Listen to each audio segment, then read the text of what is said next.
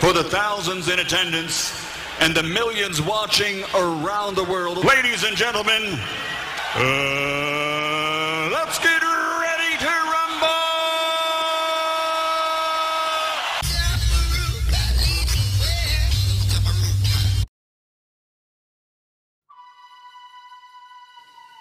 In the heart of Africa lies the Congo, quenched by its flowing river, furnished by meandering hills, and endowed with a myriad of natural resources, including ivory, precious minerals, and rubber.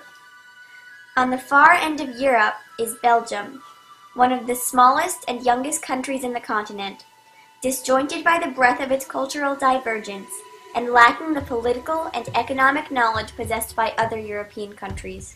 On the 9th of April, 1835, a man was born in Brussels, Belgium, almost 4,000 miles from the Congo. In spite of the distance between the two nations, his effects on the Congo are undeniable. His exploitation and destruction of the region and its people engendered problems that persist even to this day. His name was Leopold II, King of the Belgians and conqueror of the Congo.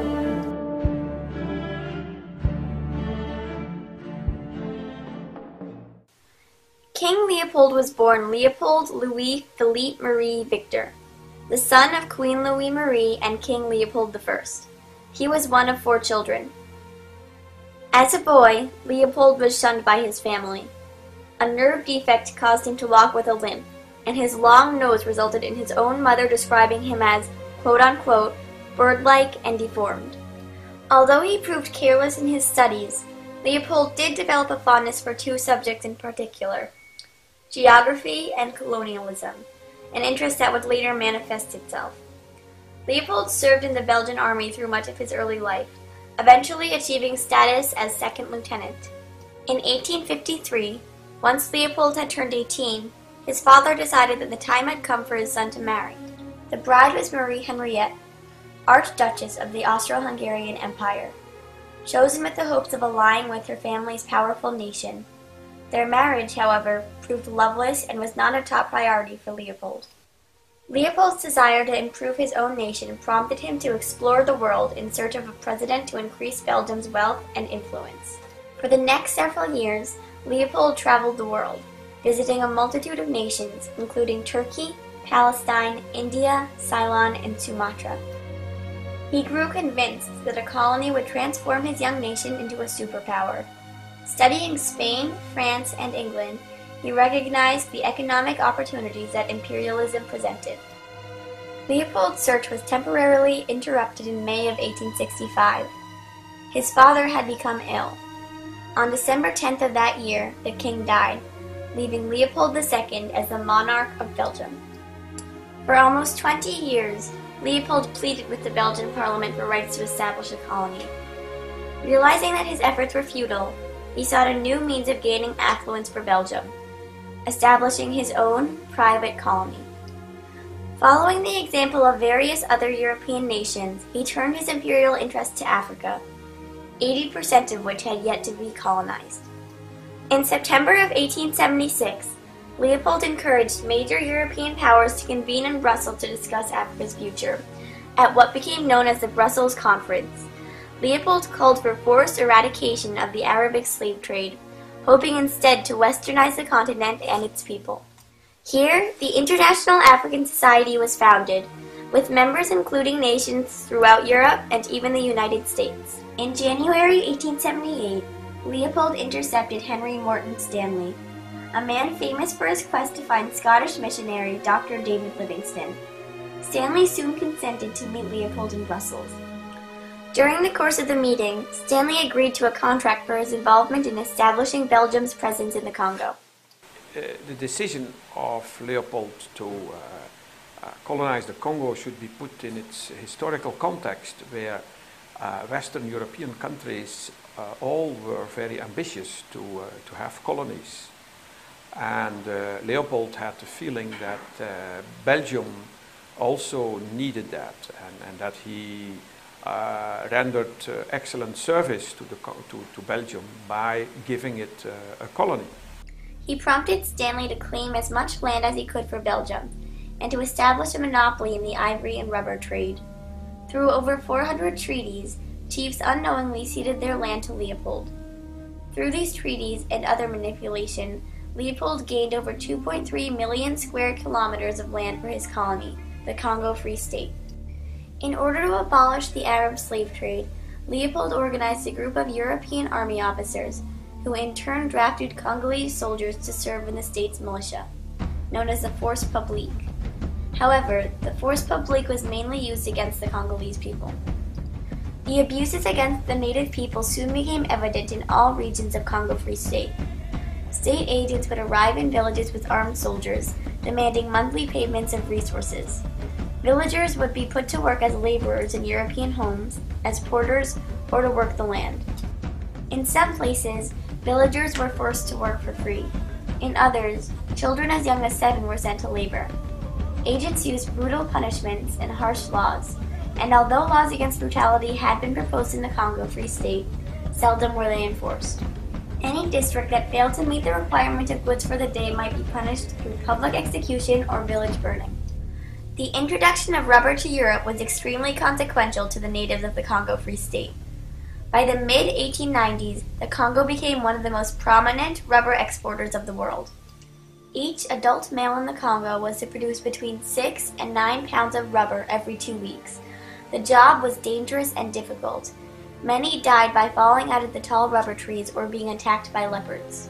One tactic agents used to encourage labor was seizing the women of the villages. The women were imprisoned until the village collected enough rubber, and many were raped by officers while in captivity. By the late 1890s, rubber was the most profitable resource in the Congo. As demands for this product grew, Force Publique agents became increasingly more brutal to the Africans.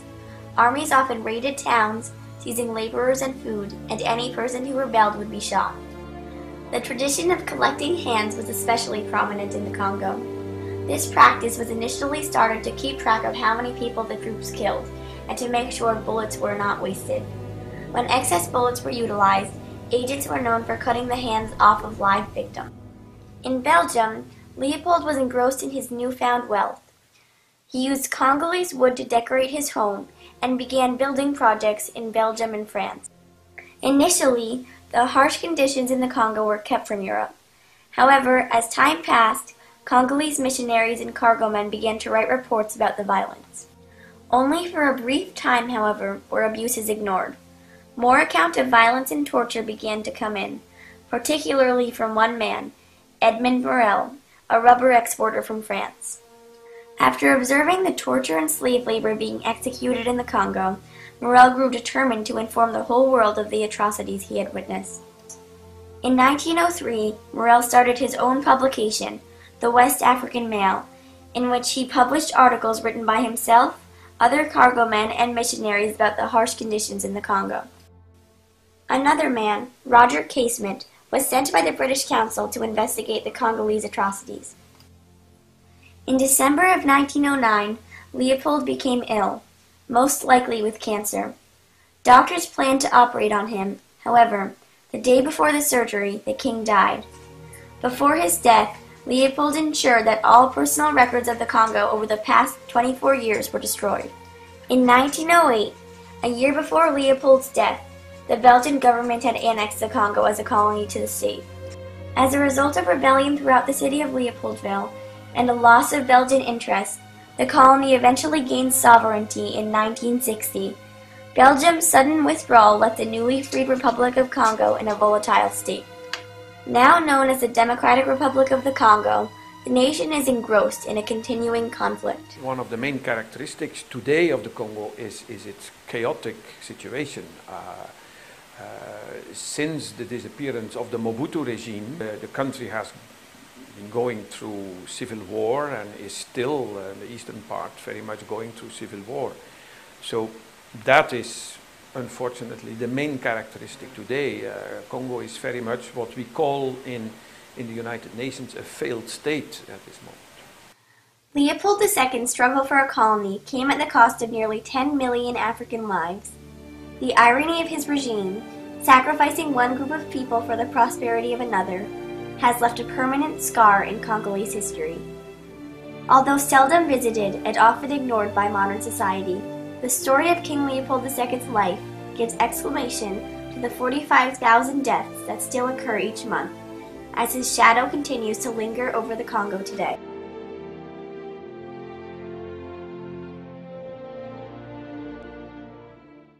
This is the Cutting Edge on RFM Day already on next Wednesday. Starting out with some soukous and some African music that are trending in Africa now.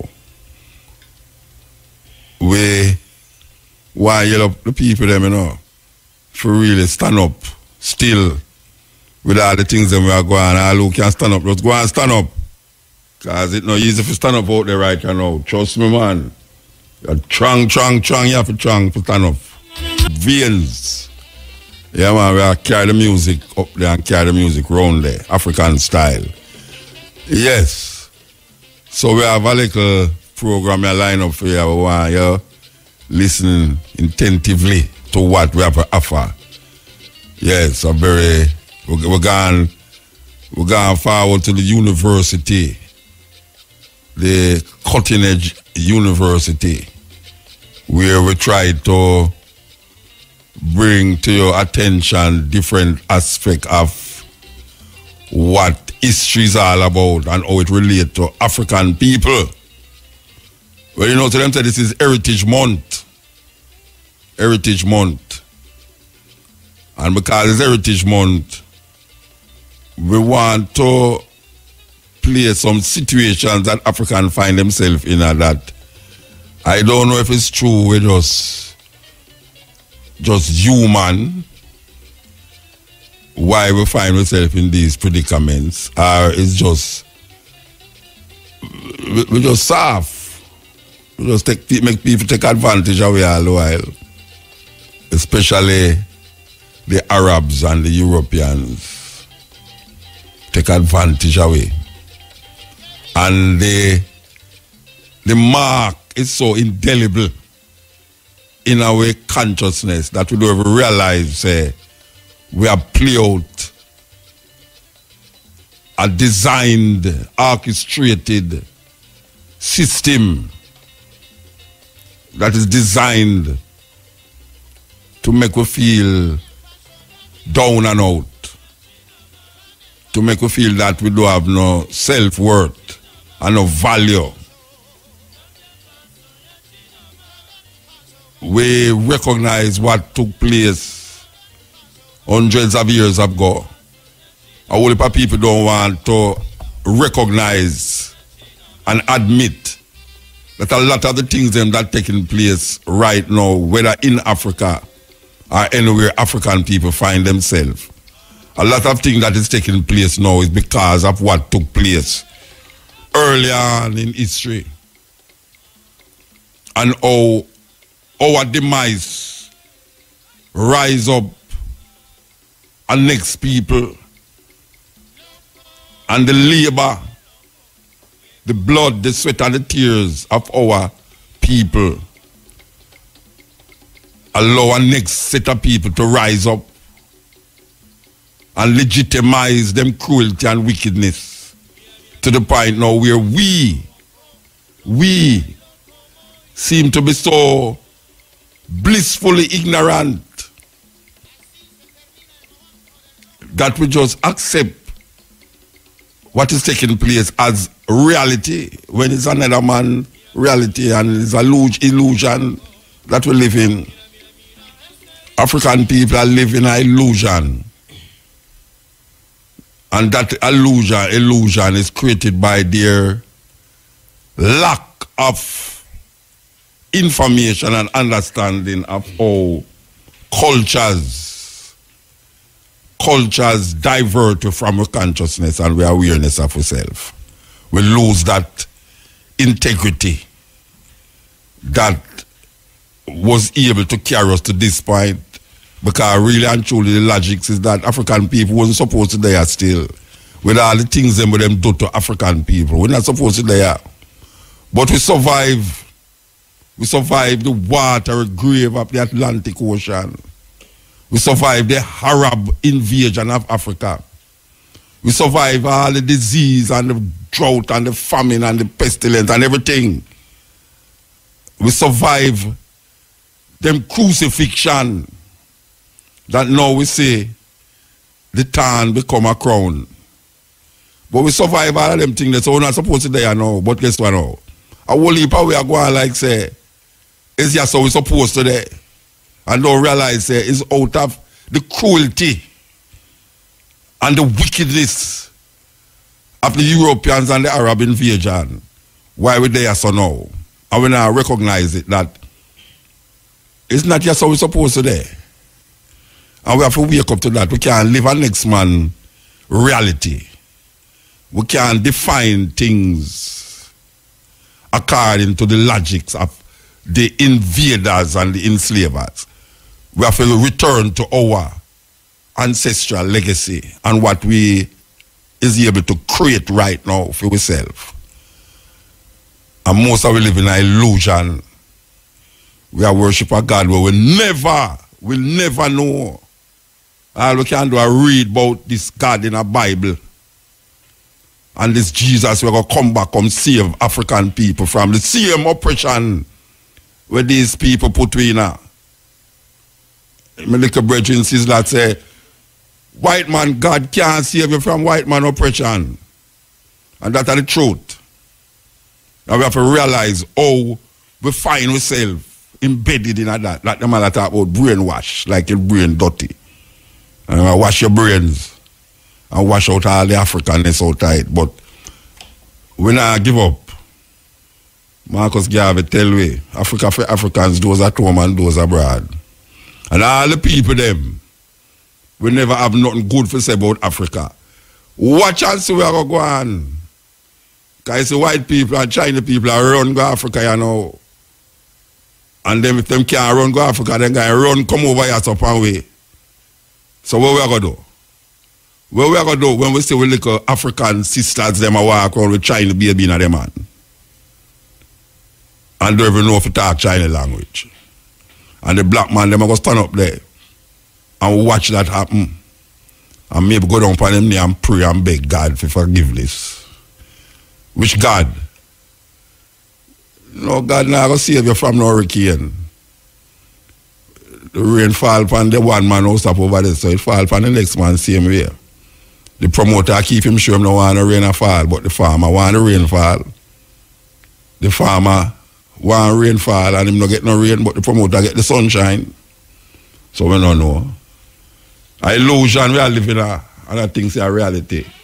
And them have been the illusion for hundreds of years.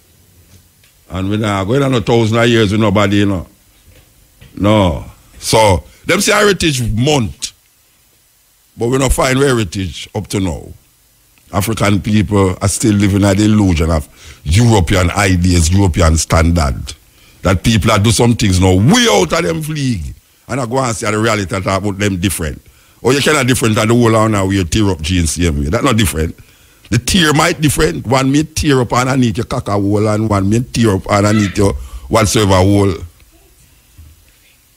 But really and truly, at the same tear and at the same dirty jeans where you never used to wear when your grandmother did I tell you, say, don't wear them clothes out the road. And you put on the dirty clothes now, two white people put it in a glass case and show you up on Fifth Avenue in New York. And you wear it now like say, you're Tapanaris.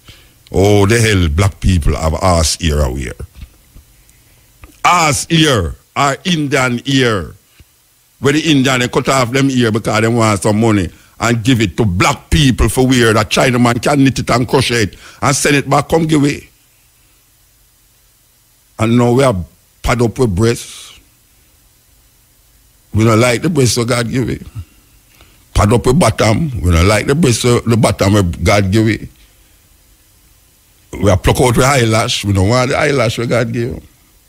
You take off your ear and put an ass here, you know, like God here. Everything, you go to bed with a nice looking woman and when you wake up in the middle of the night and see her, you wonder if actually you go to bed with. This is the cutting edge on IRFM. Welcome to Jamaican Roots and Culture. I'm Pat Clark. October is a month of cultural significance in Jamaica for many reasons. It is a month in which we celebrate our national heritage.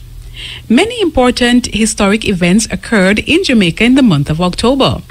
Reggae music's stepping razor, Peter Tosh, was born in this month. The Morant Bay Rebellion occurred in October. Symbolic of our heritage and history, Jamaica's culture was fashioned around the mixture and influence of our many peoples. Our motto, "Out of many, one people," perhaps provides a perfect definition and insight into our culture. We boast a rich blend of African, European, Chinese, Indian, and some Middle Eastern cultures. Of course, the early Taino settlers played a pivotal role in our culture as well. Many of our foods today, for example, are prepared similar to the way it was prepared by the early Taino settlers. The concept of jerk, as well as cassava preparations, were inherited from this friendly tribe that inhabited Jamaica prior to the arrival of Columbus. The name Jamaica came directly from the Tainos, who called the island Jamaica, meaning the land of wood and water. The areas of dance, music, folklore, religion, and language have benefited tremendously from the amalgamation of our cultures. The Jamaican Cultural Development Commission organizes the cultural activities of the island. They also host several yearly competitions in the arts. During our annual independence celebrations, displays and exhibitions in these areas form part of it. The Jamaican art movement goes back to the early part of the century. Today, many Jamaican artists are internationally acclaimed. Among these are the late Edna Manley, who emerged as a visionary mother of art in Jamaica. We cannot speak objectively of Jamaica's culture, however, without mentioning famous names such as Louise Bennett, Basil Walters, Cecil Baugh, Robert Nesta Marley, Usain Bolt, and Rex Nettleford, all of whom have made significant impact on the Jamaican culture. There's no doubt that one of the best known aspects of our culture is the music. Why is it so prolific? Come with me for a poetic depiction of the Jamaican music, its history, and how it all began. It is the heartbeat of our people, the rhythm of our land. Our music is our culture. Here is how it all began. The drums came out of Africa with a language of their own. The flutes and fifes from Europe, fit for kings upon their thrones. Through many strifes and conflicts, the cultures quickly merged. For pleasant entertainment, peasants and gentry would converge to see the dancing women doing the quadrille, musicians in high spirits giving everyone a thrill. The instruments transitioned with the passage of Father Time. Quadrille transformed to mento, the Jolly Boys music of modern times. With the coming of independence on the blessed August morn, a new nation emerged and another musical form was born. The Scatolites struck up the band and ska became the craze. The energetic music had your dancing feet amazed. As forward on Jamaicans marched, everyone was getting ready. The time had come for our people to stand firm and do the rock steady. Reggae was rebel music. Bob Marley sang Natty Dread. Get up and stand up for your rights. Don't let the system get on top of your head. A music with a message urging us all to unite, to defend one another, to stand up and live right. One love, one heart. Let's get together, dance to reggae music, and feel all right. And now, to end the Jamaican roots and culture, here's our famous quotation from the Black diaspora. You never miss the water till the well run dry. The words of Robert Nesta Marley. For Jamaican Roots and Culture, I'm Pat Clark. Insight into heritage as we celebrate this month as Heritage Month. We see we're going at the Parliament yesterday, first, where there was having them was voting to make our heroes, national heroes, exonerated from their criminal records, where Marcus Garvey, Paul Bogle, Sam Sharp, George William Garden, Taki, even though not a national hero yet, but we can see where they will make him a national hero. But in the house yesterday, they without any opposition to the idea that these people who fought for our liberation and freedom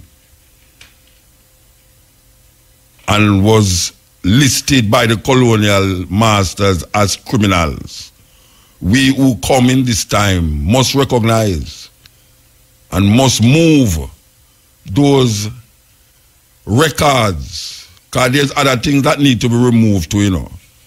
Yeah, there's other things that need to be removed to what those people in that same house uphold. But the step right now is that the criminal records of these people and those, those who associated with them has been lawfully legitimized, lawfully removed from the books. That Marcus Garvey, Paul Bogle, Sam Sharp, William Garden, and Taki is no longer in the books as criminals, because they were fighting for their freedom, and all the people them that associated with them, including the woman who threw the first stone in a Morant Bay. She is now, and she will be recognized in the annals of history, because when we see that as this rewriting the history, that is what we see. That move yesterday in Parliament was to rewrite history. Because there's enough things, enough things need to be rewritten that we as African people can come out of this illusion that we find ourselves in now. The illusion. That's why we can't come off of this idea that a man who is not a citizen of Jamaica, because of some British law that govern the English-speaking Caribbean. In other words, Cameron can come here and spend 1 year and run in an election. You didn't know that, Sanjay? You never know that? Mm-hmm. Yeah, man. A Commonwealth citizen. A Commonwealth citizen from any Commonwealth country. If you're in Jamaica for over a year and you're over 21, you are legitimately able to hold office in government. That is what the Commonwealth is all about. So, if Prince Philip come here and spend 1 year, and him is over 21, and him decides I'm going to run in as representative for any constituency, him can do it. Can you imagine that? Mm-hmm. You do have to be a citizen of Jamaica, as we can plainly see playing out now in the politics of Jamaica. You do have to be a citizen. Your mother do have to be a Jamaican. Your father do have to be a Jamaican. All you have to do is born in Australia. If you're born in Australia, you're part of the Commonwealth. So you can come here and spend 1 year, 20 years, 30 years, and not be a citizen of Jamaica, but end up being the Prime Minister. That system was set there by the colonial masters. That's what we say we need enough things, enough things we need for really check and figure out who decide that. Who decide those things. So now we say a move was made and we feel good about it. I don't care what nobody wants to say. I am feeling good that these men who fought is legitimately free from that criminal dregs that was placed on them over the years. And even though we know that it make no difference, it don't make no difference. I mean, it don't make no difference a cup of tea or how much the price of gas. But there's some things that we have to do to wipe with some scars that was placed on us. Wipe it away, clean the slate. So as not to make these people feel that we don't have no guts. And it takes years to reach us all, this level here. Just like how it takes years to reach part the ganja reach. Just like how it takes years for somebody come and say them going to have a reggae radio station. I live in an age where reggae was not allowed to play on Sundays on the radio. Imagine that. Everything what we do as African people seem to not legitimate. You hear the thing where a whole heap of artists sing against Obia? Because we grew up in our society, we say, voodoo and Obia is not something that we should attract. So here what we do now. They make it illegal. Illegal, you know. Yet them bring now. You see, Indian people advertise, if you want good wealth and health and this and that, just contact them. And them are legitimately advertise it on television. You know, nobody has said nothing about it.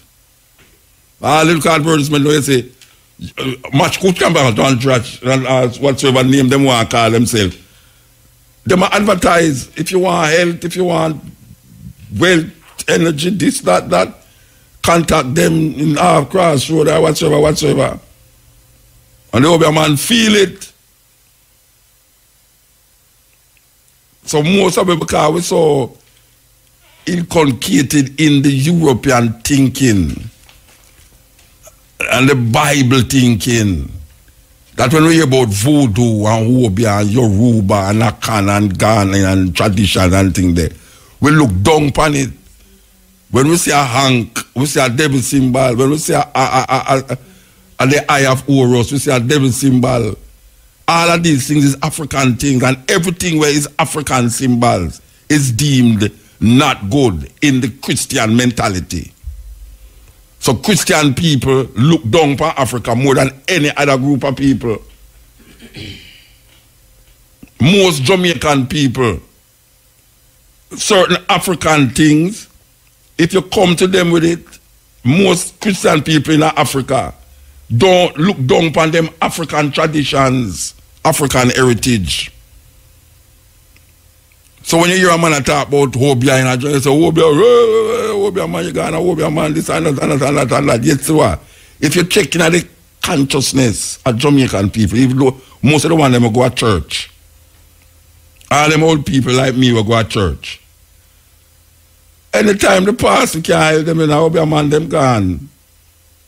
Obia man, them gone if them in a problem with their husband and a problem with their wife. And they go to pass, and the pastor tell him, so, well, you know, you must sit and pray. And every night and go home and pray, and the thing I get worse than them. They run God, Obia man. So we have that in a way where them can't get out. We is African, not because we're born in Africa, but because Africa born in a way. And there's something that them can't come out, but them have to beat it out away and make it unlawful that you get punishment if you keep doing it. So they make some away who fight fight for liberation and kill some of them say we are criminal. But how is it that them come here so and go in Africa, go take out people out of them land, bring them on here so, torture them, kill them, murder them, rape them, all that of thing, but them are no criminal. Look at a man like Henry Morgan. Henry Morgan was a big criminal. He was a pirate for the England, for the British throne, the British monarchy. Them all up French boat friendship and all them ship upon the seas and murder people and take with them things and carry to Port Royal in Jamaica. We could talk about that. We could talk about Jamaican heritage then. I don't know Jamaica have heritage, but we could talk about the heritage. Henry Morgan was knighted Sir Henry Morgan. Morgan Harbour was named after Henry Morgan. Morgan was a pirate. Rob, rape, kill, murder, plunder the seas, the Caribbean seas. And bring some of them welcome, store it up in a Jamaica, in a Port Royal, and was eventually become the governor. He eventually became a governor in a Jamaica. The man was not Jamaican citizen, but they was legitimate. They were protected by the king and queen and the crown of England. And then the English devised methods and means and ways of maintaining them power here without being here for themselves. So a lot of the things them that you hear them revise, the so-called founding fathers of Jamaica will sit down and legitimize certain things in the Constitution. Them themselves get taught by the same European invaders, the same British colonial mentality them have. So them eat certain things in the Constitution where it's not in the benefit of the Jamaican people, because it's still a maintained white supremacy by the British, the English people them who come here so, come kill our people, and the Spaniards them who come murder the Taínos them. And all of the things that we carry with we in our consciousness. In our consciousness. Because we never come here with nothing. We chain for our foot and hand and everything. We never come here with nothing. The other day I go to Africa. I go to Africa and a man carry me go around on one car and show me this chain. And I say the chain, when I look at it, a real chain. When I look at the chain, when I look at the bracelet where they hold the chain, them, you know. And I said, no, Rasta, this used to put on people. And I have to look at the brethren and say, brethren, you can't have that and I need know where you have it, that's on offer. I give you money for it, you know. Any amount of money you want, I give you for this chain, you know. I'm going to buy the chain from the brethren, you know, and bring it, come back to Jamaica. And I say, I wonder if people that really look at a chain and don't recognize how cruel and barbarous the thing was for our African ancestors. That when me lift up the chain in my hand and look, say, I'm going to put on one over here, so one over here. I mean, I say, them have the foot one too, where you clamp on the foot, that's all. And I say, and then at this, the people them used to walk with on them foot. But it's true, we can't feel that pain there. And we don't see ourselves connected to that pain. Because we still see it as a long time thing will happen over there, so. We react to it just like our white people react to our pain. We react to our pain like our white people react to it, you know. Without sympathy. Without sympathy. So we come here so now, as African people, and we hear about Marcus Garvey and the work that Marcus Garvey do over the years. For help, just for help. To make African people wake up and understand themselves, confident in themselves, do for themselves. And white people lock him up And him over here, so, and because him get up in the things and say, boy, the judge them should have get locked up too. To that effect. Them put him in a prison in a Jamaica. Right away, this man who was fighting for liberation, you know, he was already a deportee. Them deport him here to Jamaica. And him get locked up in a Jamaica too. Spanish Town prison, lock him up, criminalize him. Paul Bogle, who a fight for equality and justice, him get hung because him couldn't take it no more. All the things that him do, them now listen to him. So he was forced to take another move. Ironically, he sit down in the parliament and hear these guys attack. So we must follow the footsteps of these people. I mean, I say, them would like we follow the footsteps of those people. So I don't know what them I say. When me hear the man get up and I say, for instance, like Taki, you know, we must now look at the work that Taki did and how Taki stood up and fought a revolution and a struggle for make we be who we is today.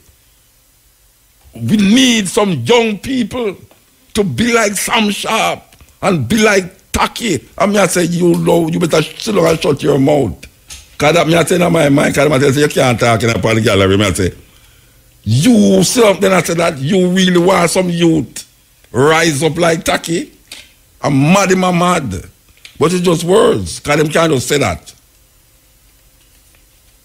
So now we reach a stage now where these men is not recognized as criminal.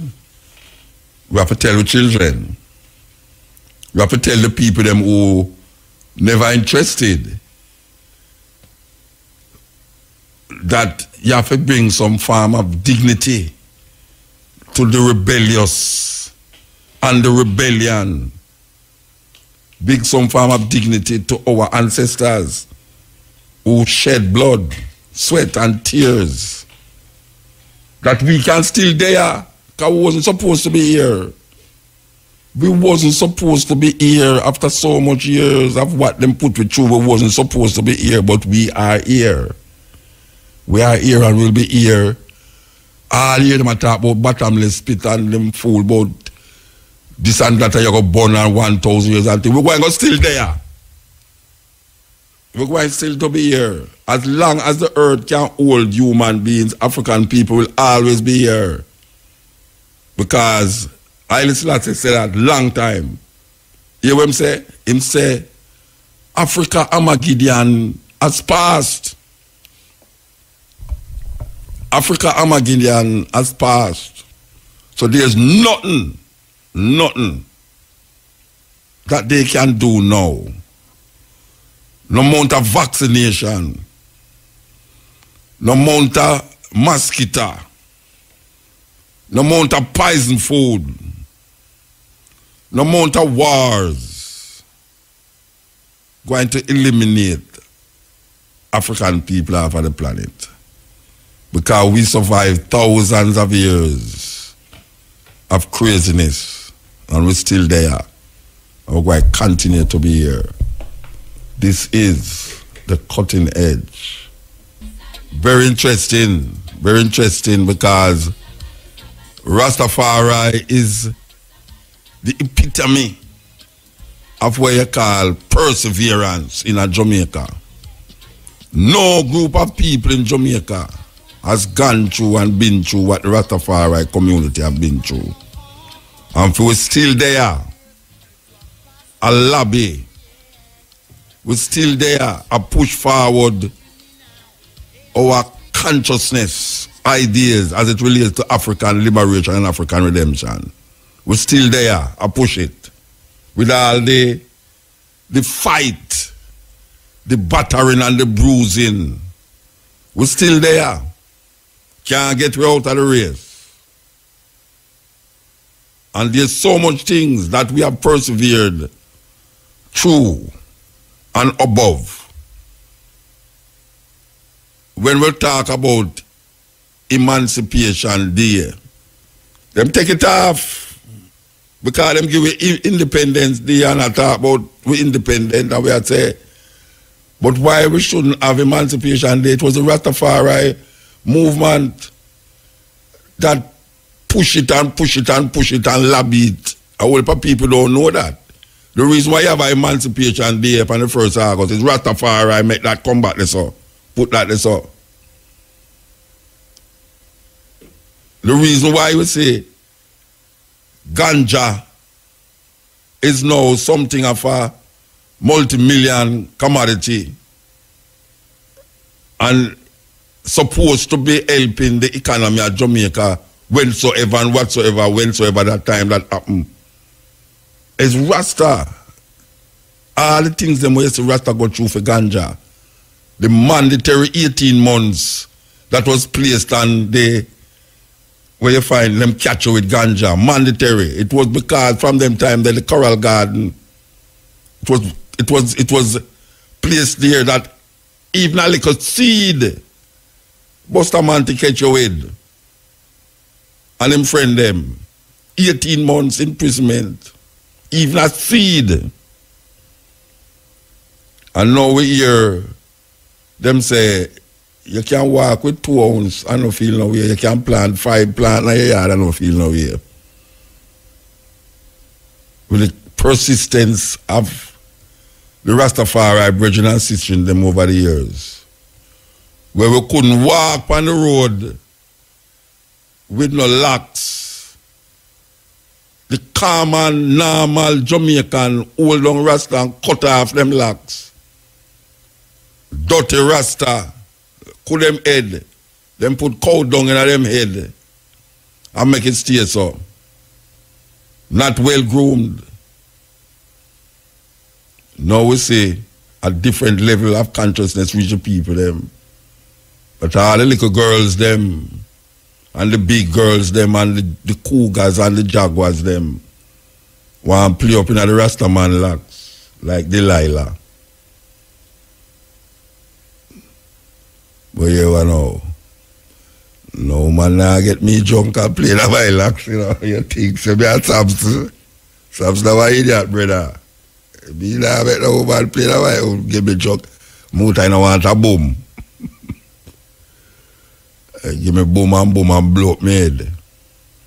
That not gonna work. But we say the culture and what Rastafari has shaped, what them call the African culture dynamics that has been shaped in the so-called Caribbean by the Rastafari Aboriginal system that is spread all over the Caribbean, is the only thing that connect the Caribbean. And you know, I'm going to find a tune there. I'm going to find a tune there. Stalin singing it, you know, Caribbean. I'm going to find a tune a little more. But after all the carry come and carry go argument, and all the things them are supposed to connect the Caribbean people them, Rastafari is the thread in the connection with the Caribbean people. Anywhere you're going to the Caribbean, one thing we know, and when I ask someone that, when I have to do no survey about it, the Rastafari thread link all of the Caribbean island them. But we continue, we persevere, we go through as part of the cultural expression, the heritage we are talking about, because this is Heritage Month, and how Rastafari help to shape the identity, the African identity in the Caribbean. Rastafari help to shape. As a matter of fact, I will go and be presumptuous and saying that Rastafari is the vanguard of shaping the African identity in the Caribbean. No matter what island you go upon, the argument of the Rastafari, the culture of the Rastafari is very pronounced. And all the leaders them are try connect the Caribbean. Them can't say it's the Rasta connection that connect it. Them no want to see. And whenever the devil have sit down in a parliament. We never leave like a build up no big church building. All we have to do is just let it out there. And we use a secular music to protect a spiritual identity. Can you believe that? It's the only group of people that I know of will use pop music as a way to define them culture, to define them heritage, to define them spirituality, to define them philosophy. I don't know of any group, any indigenous group of people that use pop music to project all of those things, cultural expression, spiritual expression, you know, philosophical expression, all of these things. So you find, say, you have to have university, this, I have to study now the Rastafari movement as it relates to identity and shaping the identity in the Caribbean. We're talking about heritage. I don't know, Jamaica have heritage, but I could go and play with it still, because then they will wake up and realize heritage can't connect with Jamaica. You can have a Jamaican heritage. But I guess it is not logical to say that, what we just say. Because we have already defined in our own little ignorance and mentality what heritage is and how it connects to Jamaica. You understand? So we use the word loosely. But it's not loosely. It is a definitive way to use it as it relates to the European logics. So we as African people now are still not been able to define ourselves in a society and in a commonwealth that don't give credence to our cultural expressions and don't give credence to our spiritual understanding. So anytime we come up with all of these things, it become a no-no. And the same people them who supposed to even show a semblance of that retentive Africanness, them is the greatest fight against it. Them fight against it more than white people. More than white people. Them fight against it.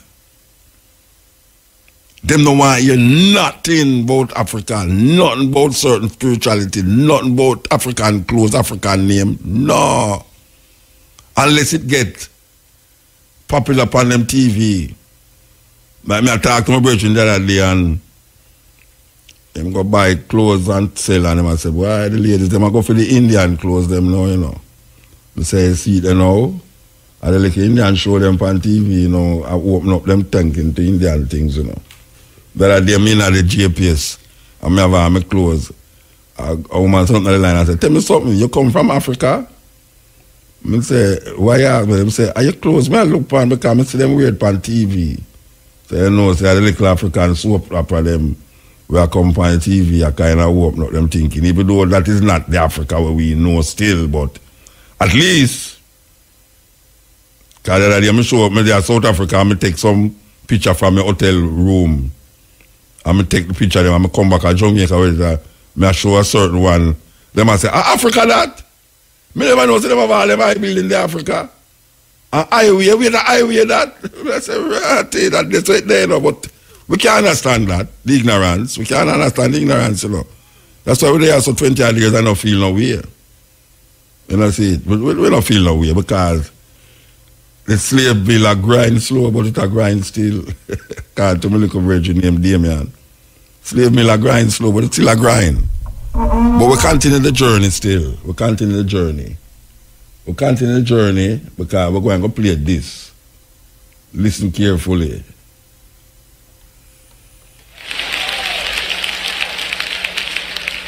The Zambian government, Bishop, sold the copper mines in northern Zambia to an outside consortium for $25 million. The copper mines for $25 million because they couldn't manage to keep them. The company that came in and took over the Zambian copper mines in 3 months made a profit of $75 million. They did not pay the Zambian government up front in cash for the mines. They were going to pay them over a period of time. Here we have this company that has an understanding of how things work, raised the money at the government's expense, took money that the company should have, the government should have been making, and gave it back to the government and said, we paid our debt in full, and give them now 0.006% of the proceeds of copper mining, when right outside the door there's people in poverty, people in not eating, people ignorant, people dying, high levels of AIDS. And what's the deal? Churches are full, people are praising God, Africans pray all night. Prayer is not in the success equation. Prayer is in the revelation equation. Decision making is in the success equation. You have to make a decision and be sound. We have to be disciplined and make sure we go and get what God has called us to get. You can be full of the Holy Ghost, but you can still be ignorant. But as for me and my house, I will get understanding.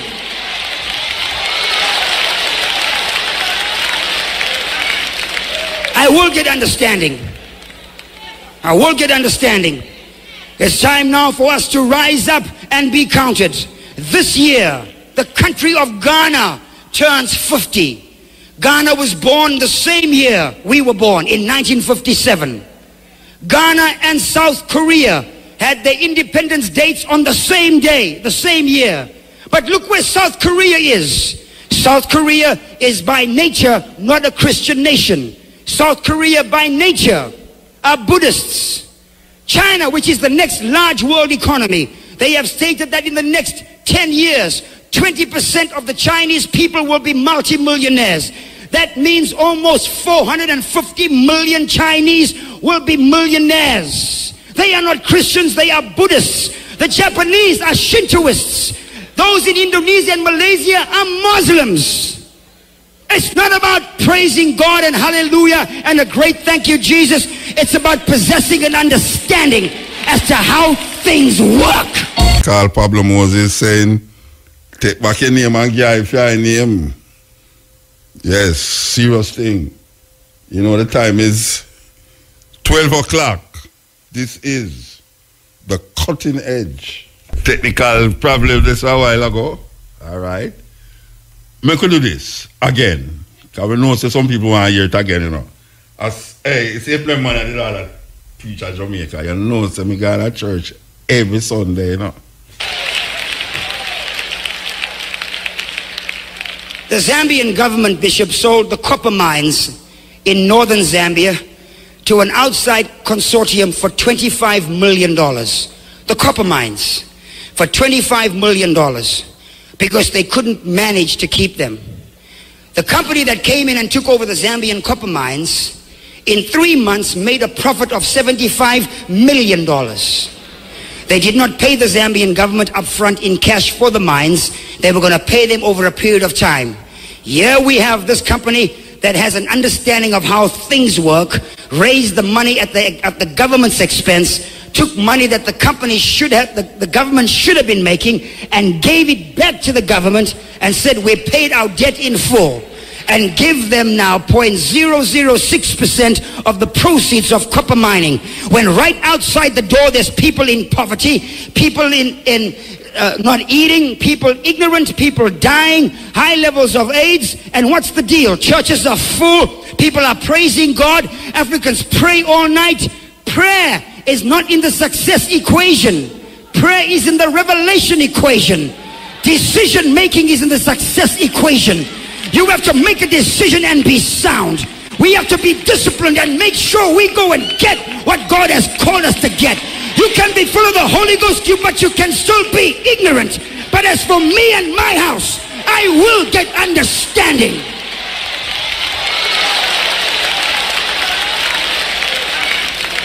I will get understanding. I will get understanding. It's time now for us to rise up and be counted. This year, the country of Ghana turns 50. Ghana was born the same year we were born, in 1957. Ghana and South Korea had their independence dates on the same day, the same year.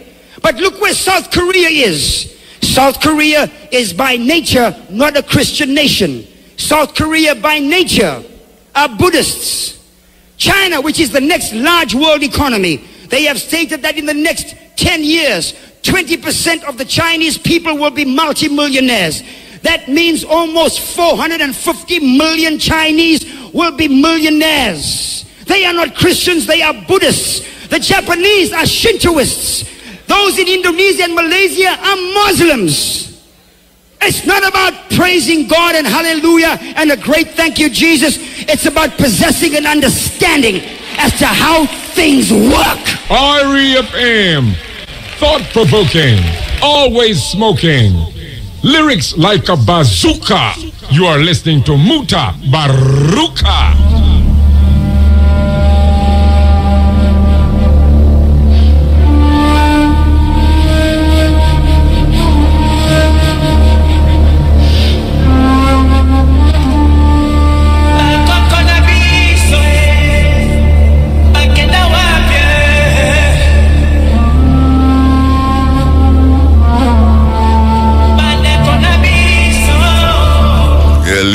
Listen to this, listen.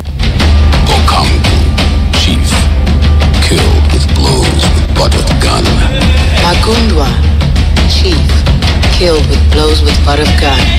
Ikunja, chief, Monjangu, killed with blows man, with butt of gun. killed by the gun. Ikumba, man, Woman, killed by the gun. Likoka, man, imprisoned and hung himself. Montembe, girl, man, killed by the gun. Loafa, Moeku, Iambaka, Benga, Ifeka, Iplaya,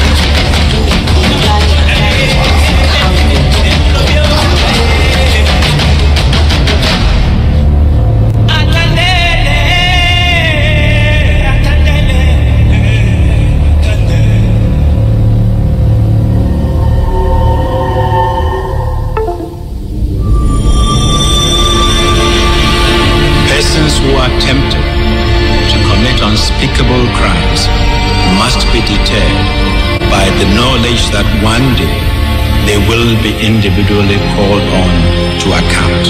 It's been a long and brutal war in the Congo. There are old scores that have been settled here, creating new ones to be avenged tomorrow or the day after. The wrongs which we seek to condemn and punish have been so calculated, so malignant, and so devastating that civilization cannot tolerate their being ignored. It seems unlikely that the people of Zaire will ever see the money that Mobutu stole and kept in Switzerland and other countries. The United States has supported and will continue to support the United Nations presence in the Congo.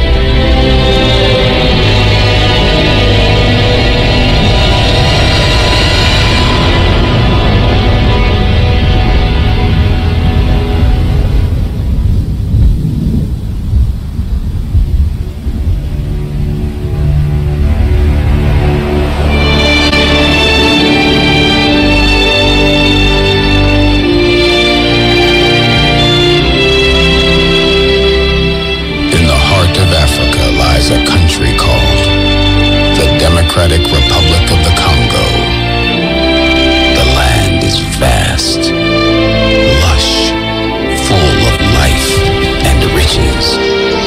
Ivory, rubber, timber, copper, gold, uranium, coffee, diamonds, coltan. Natural resources which have inspired a most unnatural history of greed and violence. For decades it was called Zaire, ruled by the notorious dictator Mobutu Sese Seko, who some remember as host to the rumble in the jungle. Others remember him as a ruthless criminal who subverted the hopes of his own nation. The Congo should have been the pride of Africa. Over 3 times the size of Texas, with a river capable of producing enough power to light up the entire African continent.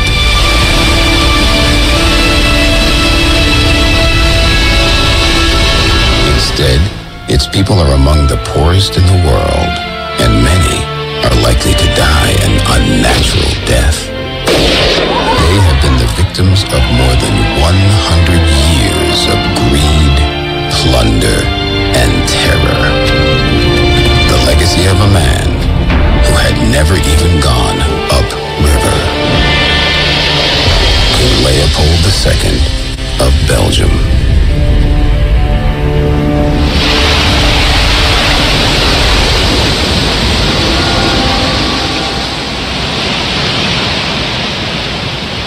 For somebody like me, having gone through school in the Congo, what we learned in the textbooks was that Leopold was the greatest benefactor Congo ever had, because he sacrificed his fortune for the Congolese.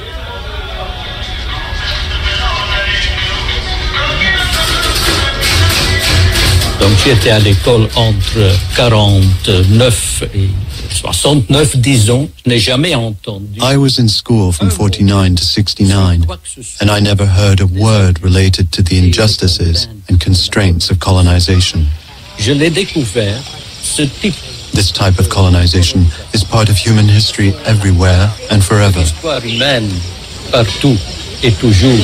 That doesn't excuse it, of course. Bien sûr.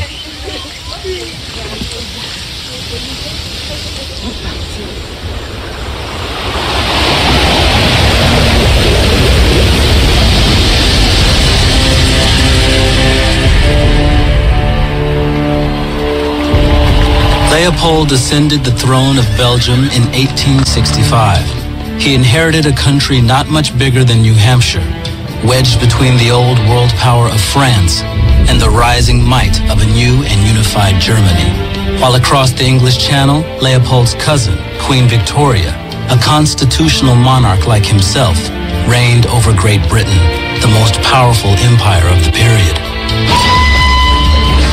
In the middle of the 19th century, King Leopold was beleaguered by a Europe that was confidently entering the modern age. A time of intense industrial growth and personal enrichment, for one in the appropriate position. King Leopold felt anxious when monarchs and profiteers had cut their deals for colonies and fortunes. What was left for Leopold to cut? Alors, il a une première obsession, c'est donner à la Belgique une colonie. Leopold II has a primary obsession, which is to provide Belgium with a colony. He wants grandiose cities with large avenues, with London, Paris, and the other major capitals of Europe serving as a model. And it's obvious that a colony would provide the means to develop major cities. But it's interesting to dig deeper and to see at what price. By 1838, Great Britain had severed the long chains of slavery throughout her empire, and by 1870, most of the unclaimed territories around the world had been colonized by Leopold's European rivals. It seemed only Africa was up for grabs.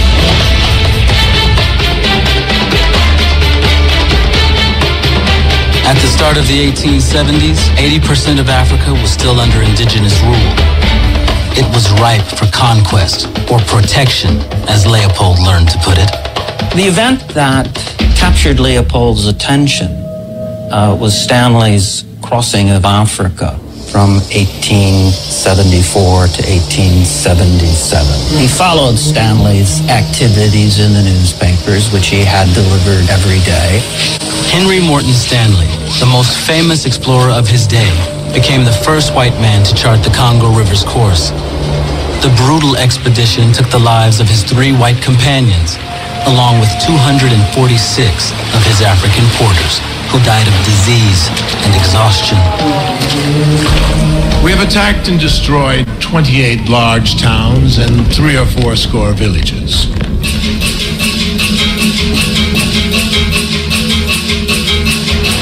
I desire some generous and opulent philanthropist who shall permit me to lead a force for commerce with Central Africa. The opulent philanthropist was waiting.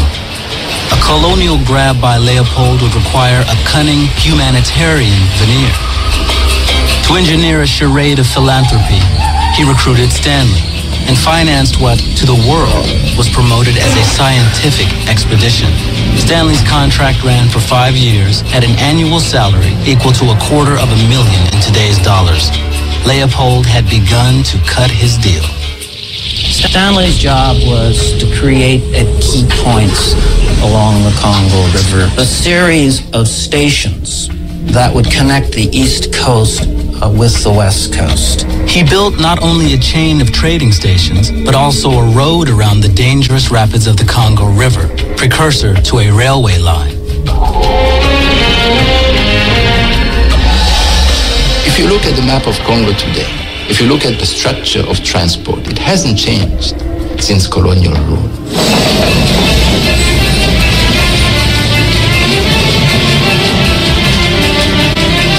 You can see that it's sort of heading toward either the East Coast,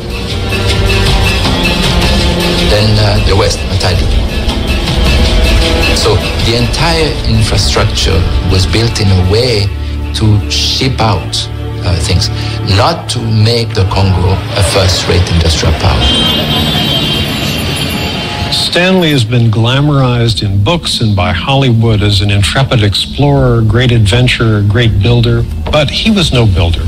He arrived uninvited and laid the foundation for really what was the destruction of the societies that were there. Stanley was sent by King Leopold to discover the Congo.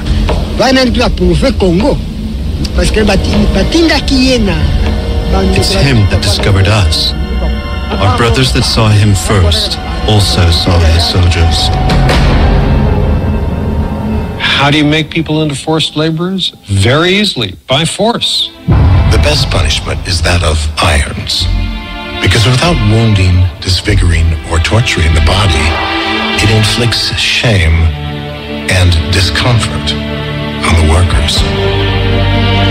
Centuries of slave hunting raids had weakened the indigenous tribal groups, and there was no powerful state or military obstacle to stop Leopold.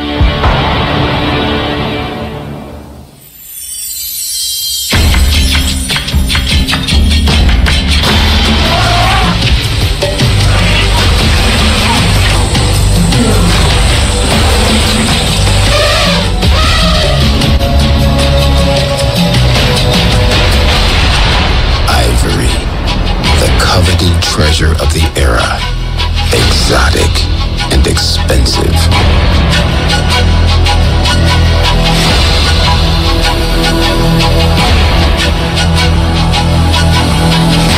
Leopold smelled profit and demanded quantities of it. I am desirous to see you purchase all of the ivory which is to be found in the Congo.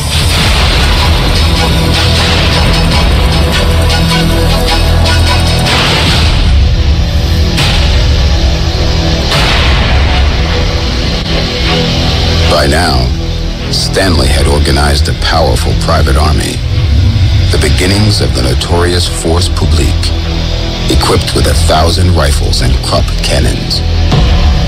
The army swept through the country, shooting elephants, buying tusks from villagers, or just taking them. You should purchase as much land as you will be able to obtain without losing 1 minute from all the chiefs from the mouth of the Congo to Stanley Falls. I will send you more people and more material. Perhaps Chinese coolies. Leopold was adamant that his colony making be perceived as philanthropic. Leopold, the redeemer of a savage people. He organized his interests under the guise of charity and benefactions, often employing deceptive and misleading association names. Il demande à Stanley, vous allez avancer. He asked of Stanley, you will advance step by step, and every time you run into an indigenous chief, you sign a treaty with him. You'll be under the flag of the independent state, not the flag of Belgium. To sign over one's land was unthinkable, but the Congo chiefs, with no written language, had no idea what they were signing. In return for cloth, trinkets, beads, and gin, the chiefs gave up rights to all land, waterways, game, fishing, forestry, mining, essentially everything. And Stanley signed hundreds and hundreds and hundreds of treaties.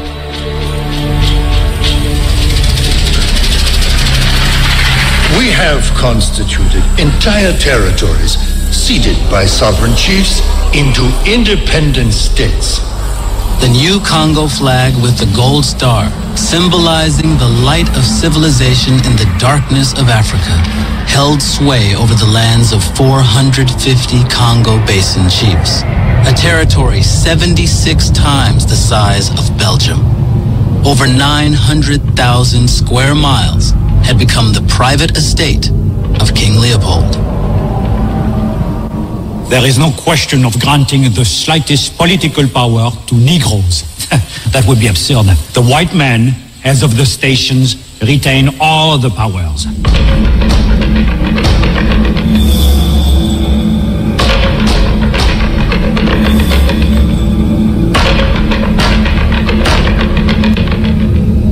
Leopold maintained a complete monopoly, even as he insisted that he was opening up Africa to free trade and that his venture had no commercial interest.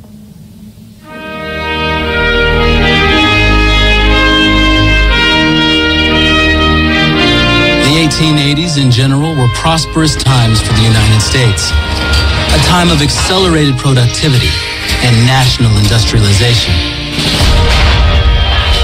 America was moving toward an economic ascendancy that would exceed the greatest of the European powers and launch America's own colonial ambitions. Leopold looked across the Atlantic and extended the tactical range of his public relations. He developed a dazzling campaign of misinformation. It's called spin, and Leopold was a master of spin control. He could have taught today's American tobacco companies a thing or two about public relations. Leopold convinced a number of American politicians that what he was really doing in Africa was stopping the slave trade. And he convinced one of the more forgettable American presidents. The king's aim is to found a chain of hospices, both hospitable and scientific, which should serve as a means of information and aid to travelers. Sufficiently deluded, by April 1884, the United States was the first country to recognize King Leopold's claim on the Congo. At a conference in Berlin the following year, other nations followed suit. The delegates, outwitted by effective public relations, thought they were endorsing an international free trade zone, but ended up granting Leopold virtually everything he wanted. Chancellor Otto von Bismarck called it a swindle. In May of 1885, Leopold named his new private country the Congo Free State. No African was consulted.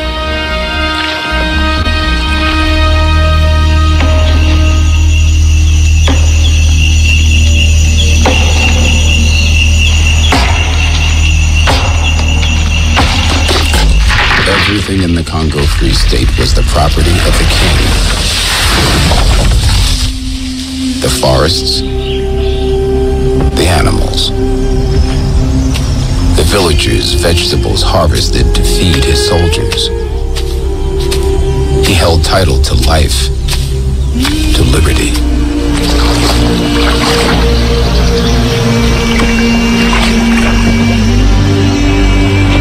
Still, lacking the resources to fully exploit the entire territory, Leopold was compelled to create concessions which attracted private investment.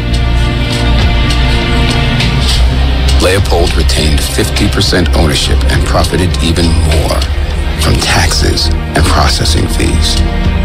Léopold II, très malin, va toujours trouver le moyen de très très vite convoquer ses Leopold II is very cunning and is always going to find a way to quickly summon his banker friends, various firms, the Rothschilds, future large corporations, Unilevers, et va leur donner des concessions. And he will grant them concessions. In other words, land on which they will carry out their own economic exploitation.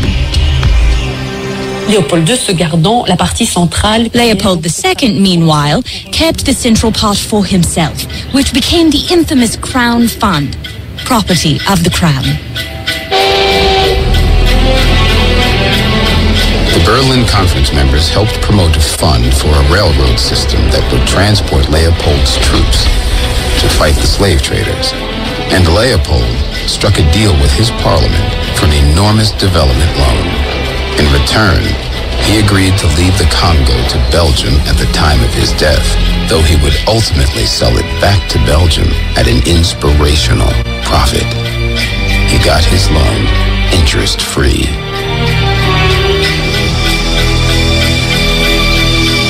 Quand le Belge était arrivé, alors After Stanley arrived, they started the railway line. Our ancestors died. They died because they were forced to break the stones by hand. They had to make holes in the rocks. They had to break it in order to place explosives inside. Stanley himself, using a sledgehammer, smashed boulders, causing the natives to call him Bula Matadi, or breaker of rocks. A name which came to imply something more sinister with time. The construction of the railway was very difficult. Many people died, especially the Congolese. There were also fewer who died. It is out of that experience that Bula Matari, which means rock breaking, was used to refer to the state, but also to refer to breaking all resistance.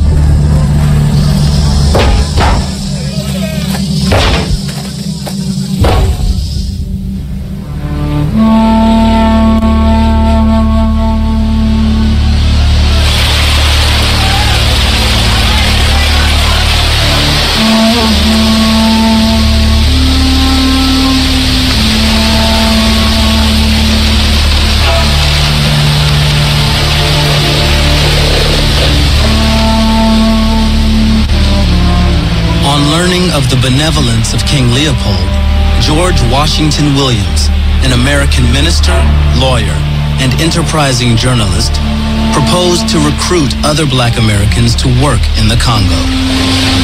He spent 6 months on foot and by steamer going up the Congo River. To his horror, he did not find a colony under benign rule, as described by Stanley and King Leopold, but a hellhole of torture, abuse, and murder. In protest, he wrote a milestone of investigative journalism. I accuse Leopold's officials of tyranny. I accuse Leopold's government of excessive cruelty. Ox chains eat into the necks of prisoners and produce swords about which flies circle. The courts are abortive, unjust, and delinquent. Not one state official knows the language of the natives. Your Majesty's government is engaged in slave trade, wholesale, and retail.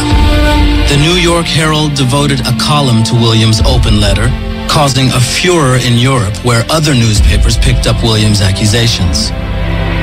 The United States has a special responsibility because it introduced this African government to the international arena.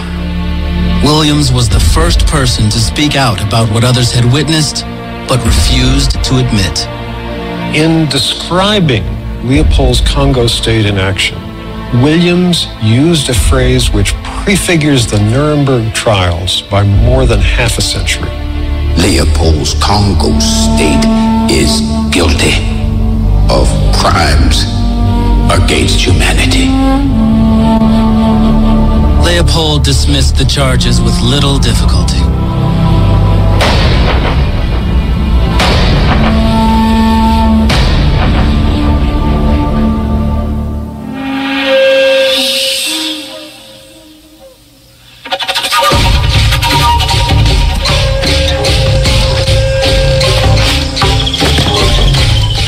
The Congo state is certainly not a business. If it gathers ivory on certain of its lands, that is only to lessen its deficit. In dealing with a race composed of cannibals for thousands of years, it is necessary to use methods which will best shake their idleness and make them realize the sanctity of work.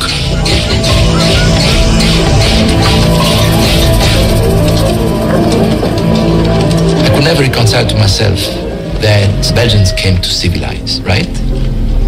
To teach the Congolese how to work was part of the civilizing mission. Never mind the fact that, this was slave labor. There was this notion that, and it continues today, Africans are lazy. People would make jokes. If somebody wanted to say that some other white was really working hard, he would say, well, that guy is really working like a nigger. Which means to say that in fact, it was known down deep that, the Africans were really pushed to work like slaves.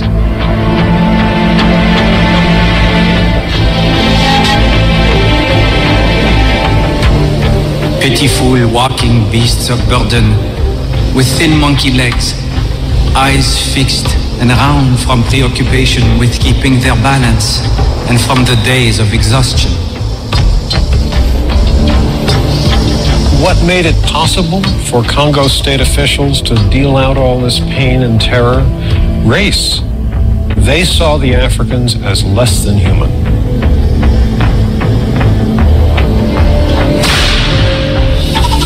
The tool of this sanctioned terror was called the shakot, a whip of raw, sun-dried hippopotamus hide cut into long, sharp-edged corkscrew strips. Its blows left scars, but worse, 25 lashes could render the victim unconscious, and 100 blows could be fatal.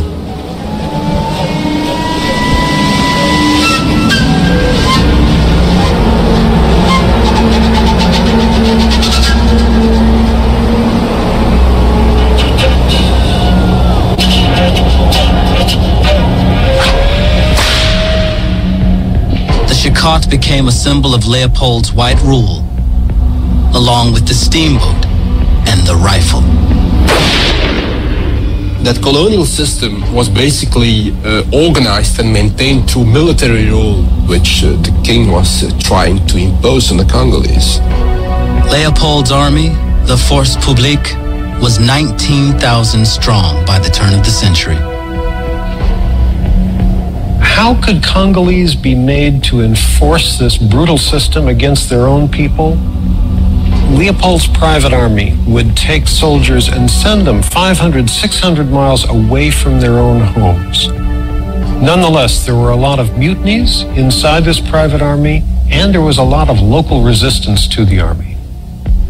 And I still remember today, orally, names of people who led the rebellion, because people were literally being driven like animals.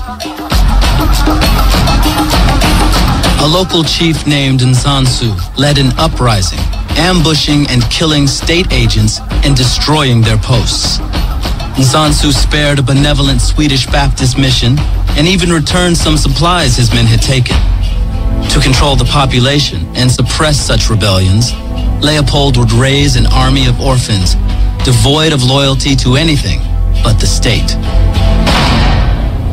I believe we must set up 3 children's colonies. The aim of these colonies is, above all, to furnish us with soldiers.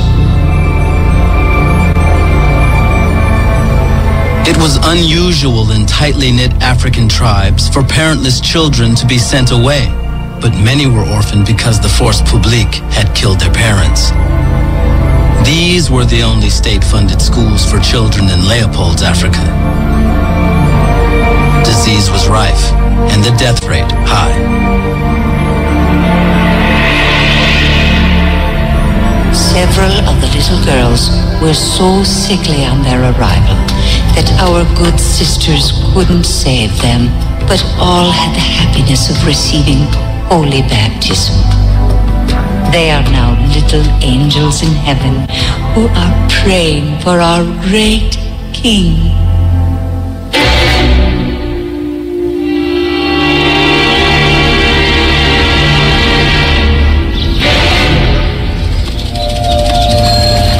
At the turn of the century, the worldwide rubber boom exploded. This is the time when electricity spreads throughout the Western world. So rubber is essential, not just for automobile tires, but for anything and everything that had to do with electric wires. And that explains why rubber prices were so high.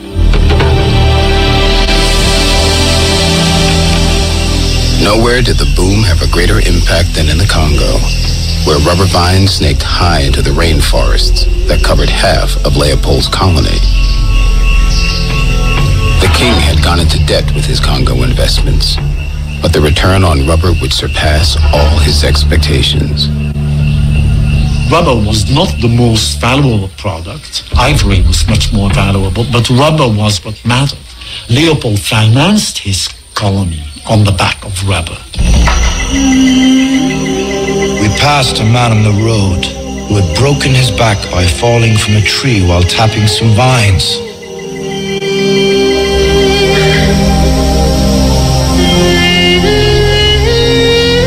Rubber is a sap which must be congealed to be carried.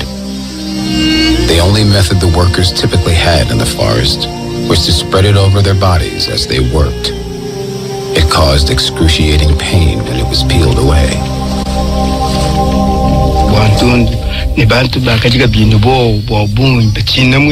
People were afraid of this work. Nobody would agree to take this work on his own. No, they were rather arresting them, chasing them up to their home, and they would tie their hands with chains and send them on the rubber job.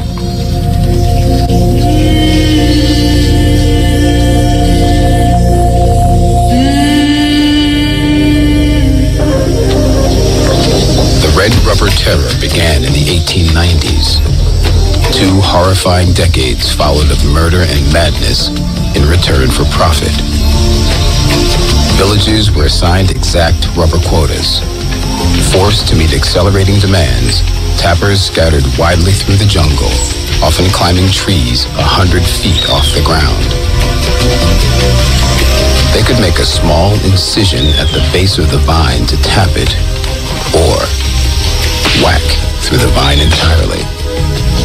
This produced rubber quickly but killed the vine.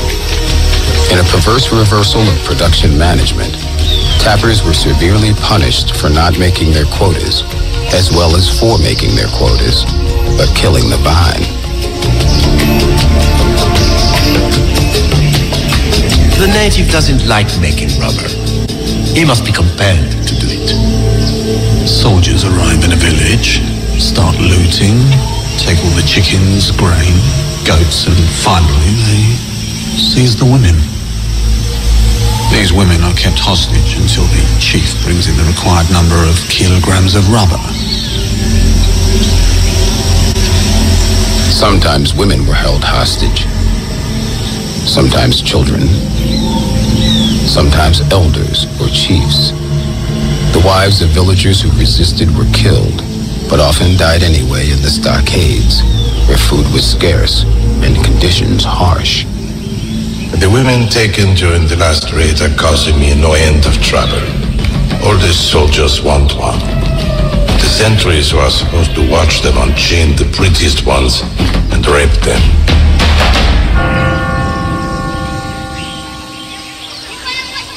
Lebo est la première mission de l'Église presbytérienne. Luebo was the site of the first Presbyterian mission, started by Shepherd and Lapsley, who were the first American missionaries to arrive here in Kasai. Shepherd est le modèle du courage. Shepherd was a model of courage. A aimé le peuple congolais. Shepherd loved the Congolese people, and especially the Kuba people. He even learned their language. They thought he was the spirit of their chief's children, come back from the dead.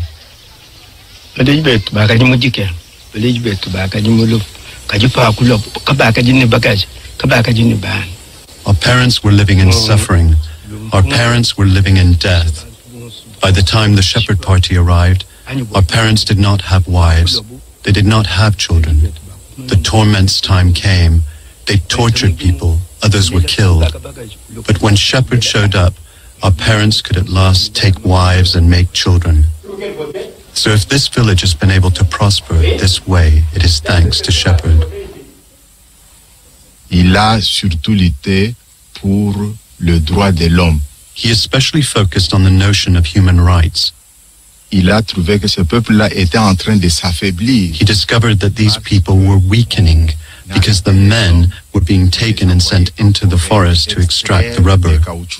And in the event the men did not come back with the required amount of rubber, they were beaten, whipped, and sometimes their hands were cut off.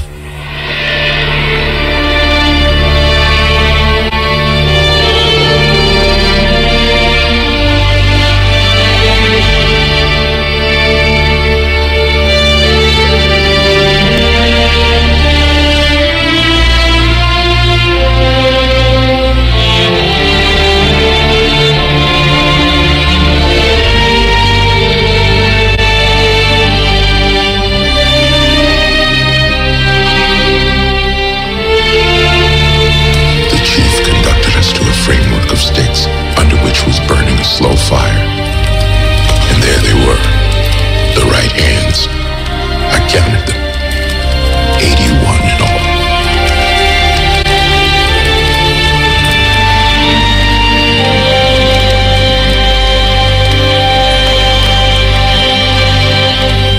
Hands were smoked to preserve them until they could be tallied. Shepherd learned that if a village refused to gather rubber, the state troops would shoot everyone in sight. Some white officers demanded proof that the bullet had not been wasted in hunting, or worse, saved for a mutiny. Occasionally, the soldiers would hunt, and as a cover-up, they would cut a hand from an innocent adult or child.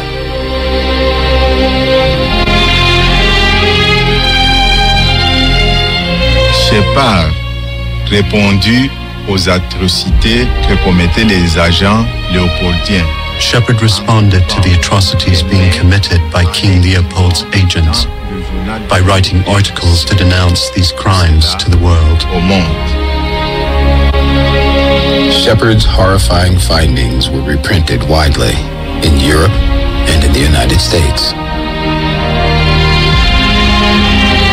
A Belgian parliamentarian referred to Leopold's cinquantenaire monument, then being constructed in Brussels from Congo rubber profits, as the Arch of the Severed Hands.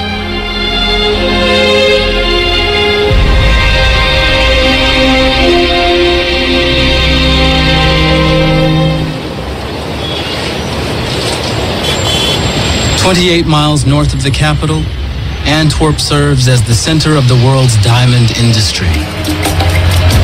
All the ivory, rubber, and other riches flowing into Belgium from Leopold's Congo were stored in warehouses on its docks. Medieval tradition has it that a giant once controlled Antwerp's harbor and demanded exorbitant tolls from the ships needing anchorage. If a captain refused to pay, the giant cut off his hand and flung it in the water. One day, a brave Roman soldier fought and killed the giant, cutting off his hand and throwing it in the river. So the city's name came from the phrase Handwerpen, meaning hand tossing. Hands are still in evidence, everywhere.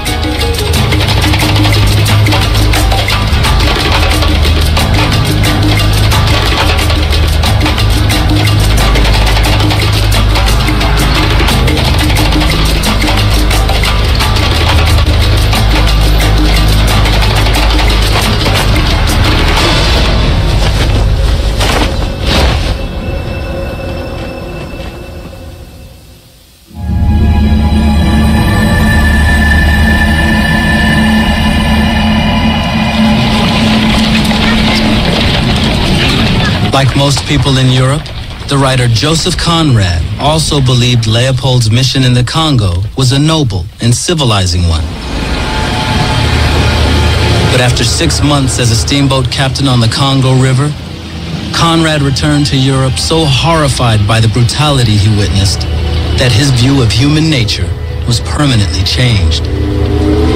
He later transformed his experience into the most widely reprinted short novel in the English language.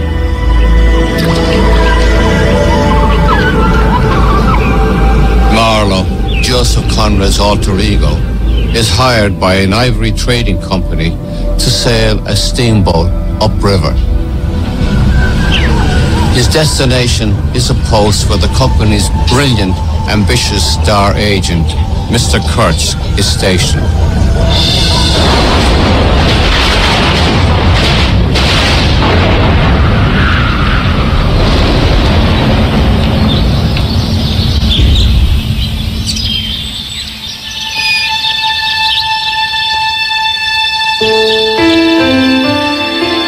The most talked about exhibit at the 1897 World's Fair that Leopold secured for Belgium was a living tableau. 267 black men, women, and children imported from the Congo Free State were placed in villages constructed in a park. Here one could see replications of a river village, a forest village, and a civilized village, which included 90 Force Publique soldiers. When Leopold heard that some of them were getting sick because of candy they were eating that was tossed to them by the crowd, he put up the equivalent of a "Don't feed the animals" sign at a zoo, saying, "The blacks are fed by the organizing committee." The scramble for Africa included looting of great quantities of Congolese art that ended up in private collections and museums around the world.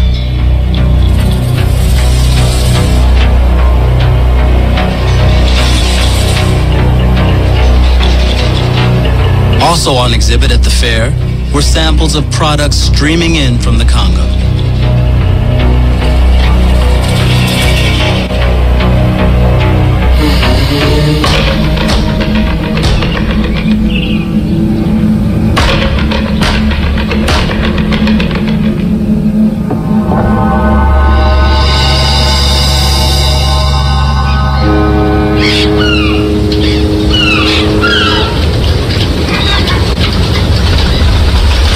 By the end of the 19th century, the Belgian port of Antwerp was one of the busiest ports in Europe.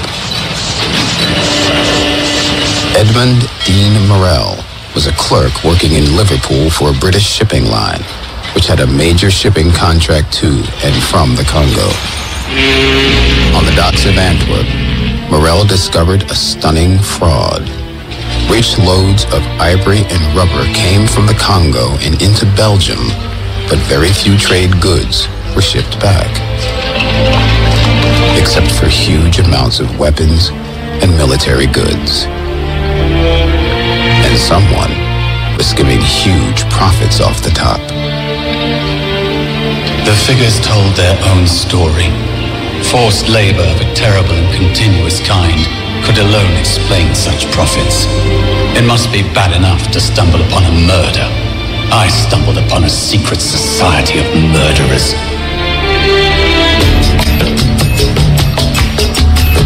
With a flash of insight from a modest shipping clerk, King Leopold had attracted in Edmund Morel his most dangerous opponent. Once he began to unravel Leopold's web of deceptions, Morel would become one of the great investigative journalists of his day. I was filled with determination to do my best to expose and destroy what I then knew to be a legalized infamy, responsible for a vast destruction of human life.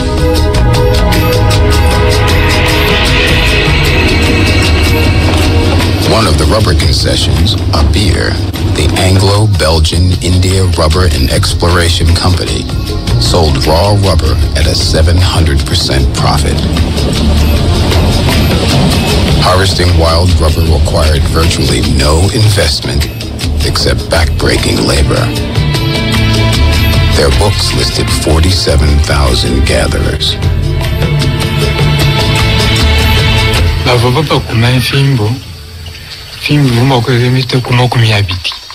When they were beating them, they received up to 20 lashes. They had no right to eat. They were not allowed to drink water. Many people died following this treatment. Their words when they were lashing people, they were explaining that they came to put an end to our suffering and that they brought us better civilization. That's what the Belgians were saying. In high rubber districts, villagers were forced to wear numbered metal tags so company agents could keep track of their quotas. At just one collection point, a missionary counted 400 people with baskets.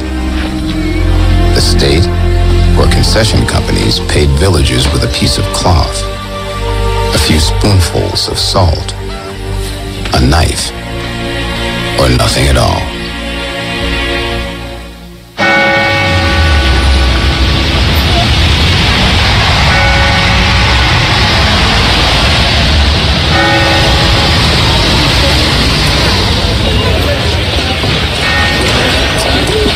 In 1903, the British Parliament passed a protest resolution condemning Belgium's failure to live up to Leopold's promises about fair trade and his treatment of the natives. The British government orders His Majesty's Britannic Consul in the Congo, Roger Casement, who happened to be Irish, to investigate and report back immediately. Even though he was employed by the leading colonial power of the day, Casement developed an eye for injustice and witnessed more brutality in Africa than most.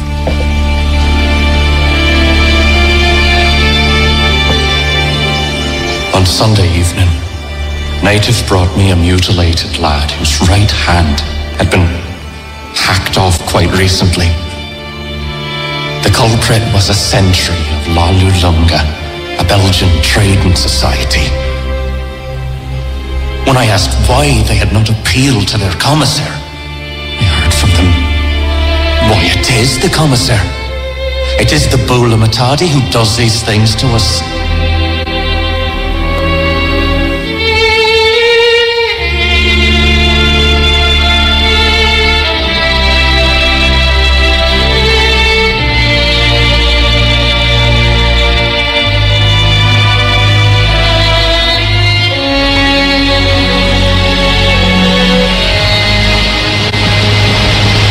One of the rare testimonies recorded was documented by an American Swahili-speaking state agent, Edgar Canisius, who was moved by a woman of great intelligence named Ilanga.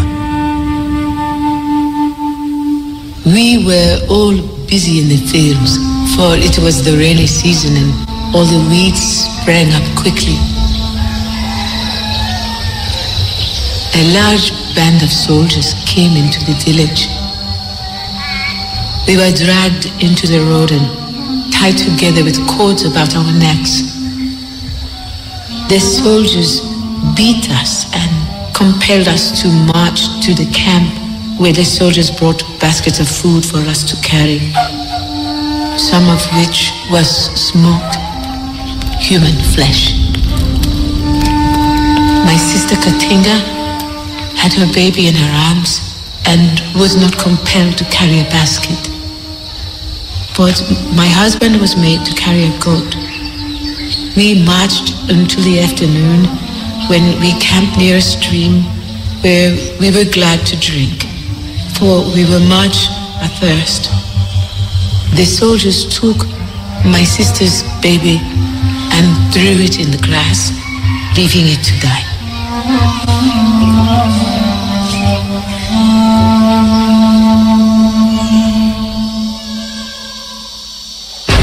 On the 6th day, we became very weak from lack of food, and my husband with the goat could not stand up longer. And so he sat down and refused to walk more.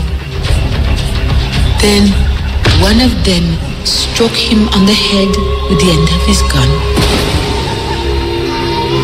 One of the soldiers caught the goat, while two others stuck their long knives they put on the ends of their guns into my husband.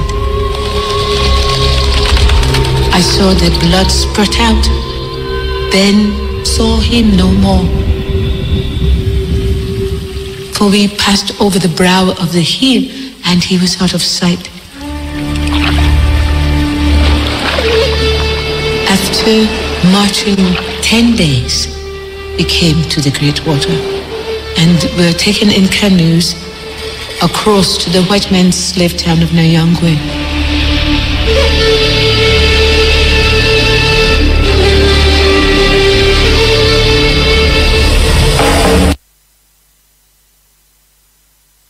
In June of 2003, the UN appointed a panel to investigate the growing abuses underway in the Congo. I did serve as a member of the United Nations panel of experts, the expert panel on the exploitation of natural resources and other forms of wealth in the Democratic Republic of Congo. It did imply by the name that it was this issue, the issue of inappropriate commercial activity with dire consequences, that was responsible for the conflict, for this war, essentially. And I would like to stress that the roots of civil wars is in economic issues.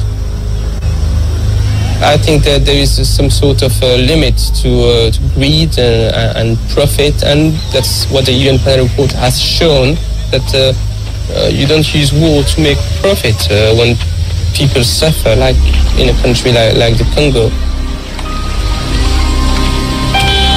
Now, who are these companies? Some are, of course, criminal operations, and we find this everywhere.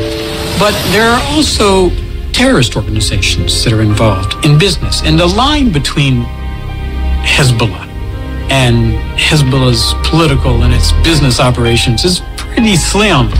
And then there are the military regimes of neighboring countries who have come to realize that this is a much better way to make money than through taxes and through foreign aid. And then finally, there are the transnational corporations who claim that they are doing a great deal of good for the Congolese, but on closer inspection, their role is nefarious. And I'm delighted that the panel took the decision, as it did, to name the companies. It named 157 of them. And it started the ball rolling.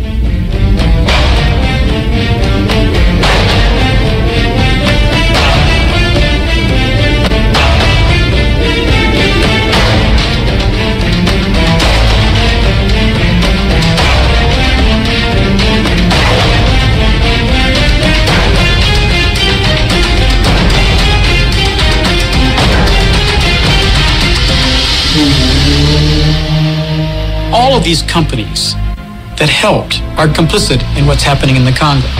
Banks may be among them.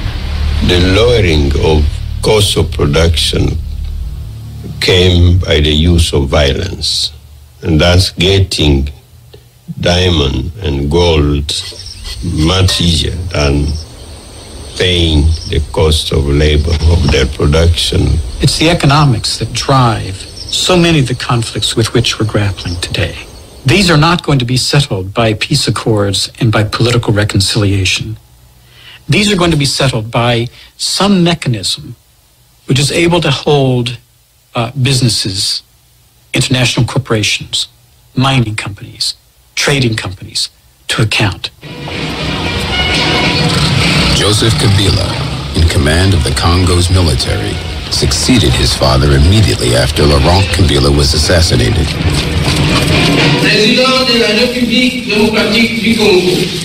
The new president is young but embattled, faced with a country suffering from 32 years of war.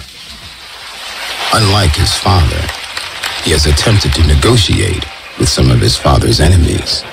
And each of them has some personal, particular strongholds or a relationship with power in this country. Jean-Pierre Bemba is Congolese, comes from the Mobutu clan, but he was also a warlord, and he may be accused by an international court at some point. Je veux dire, ce n'est pas un secret. Donc je pense que les richesses de ce pays n'ont jamais profité aux Congolais eux-mêmes. It's no secret that the rich resources of this country have never benefited the Congolese people. Politiques ou financiers extérieurs. Instead, they have benefited either those in power or foreign political and financial groups. In January 1999, Jean-Pierre Bemba, leader of the Movement for the Liberation of the Congo, along with the Ugandan Major General James Kazini, organized a looting of coffee beans so vast that it bankrupted the Congolais Société du Café, the largest owner of coffee stocks in the Northeast. En tout cas, dans la zone que je contrôlais, il n'y avait pas beaucoup de choses à profiter. There was little to profit from in the area I controlled because it was in the forest. Il n'y avait pas de richesse. There were no resources from which we could profit. The UN panel report reveals that in Equator province, where Bemba is in control, he instructed his soldiers to systematically empty banks once a town was captured. On l'a vu dans le rapport d'ailleurs des Nations Unies. It was in the United Nations report, actually. $5 milliards. It mentions 5 billion that were embezzled.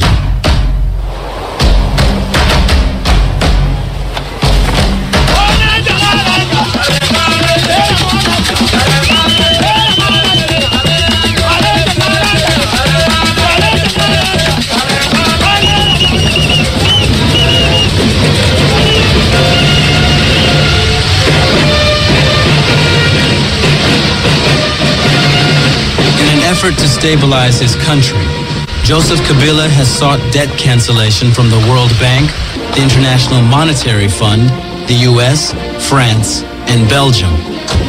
4 main rebel leaders now serve as vice presidents in a power-sharing government designed to end the country's civil war. I think the situation here is so terrible that people don't really give a lot of importance to the legitimacy of these different political leaders. What people want now is just some sort of economic development, some sort of peace. So they're ready to support Joseph Kabila if he provides this. Joseph Kabila promised elections for 2005, which did not take place. The 4 vice presidents will compete with Kabila for the presidency. I think it's also in the hands of the local people to fight for their rights. People haven't really yet realized that it's perhaps the right time for them to march and to take to the street. The Congo is simply too Leopold II, and this is the same today.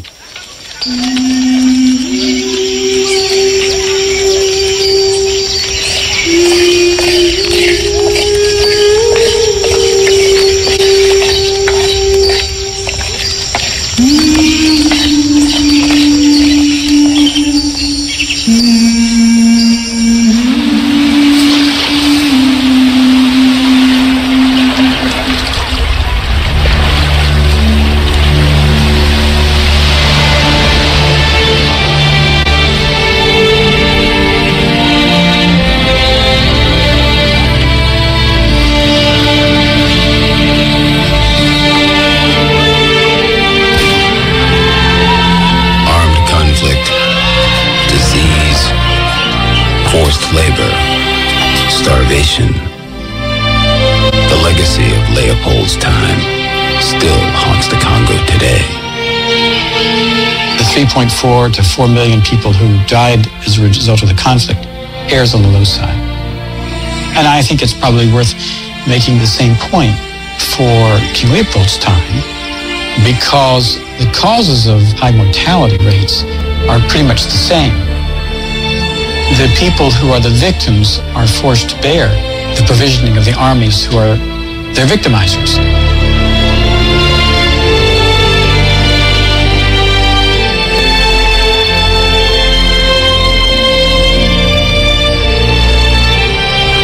A child who is born in some of these areas has about a 70% chance of dying.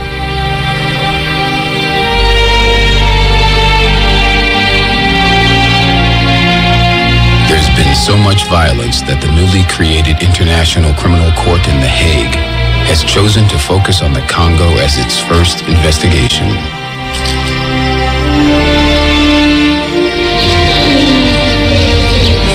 I was heading to the bathroom around 5 p.m. I met Shabani. He sent a boy to catch me and bring me to him. He forced me into a room. I was screaming. He pulled my clothes off after taking off his own. He bound my hands, and then he raped me.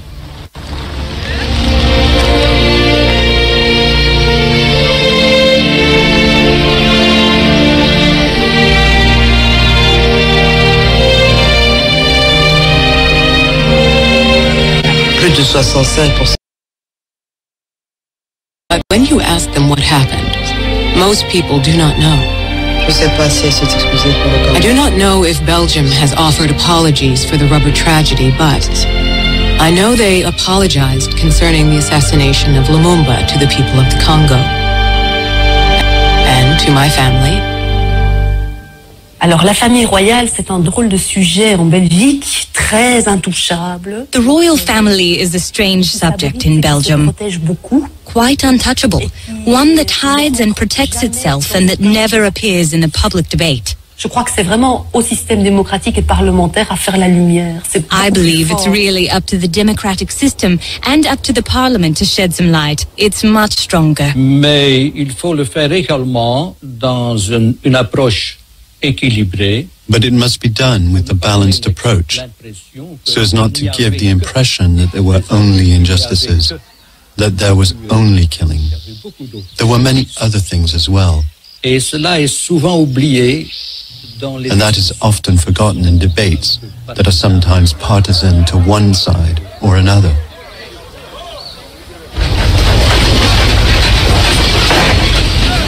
It has been very difficult, very long and laborious to put the country back on track. Mais si nous autres, les Congolais, nous-mêmes, nous n'y croyons pas, je ne sais pas qui va y croire.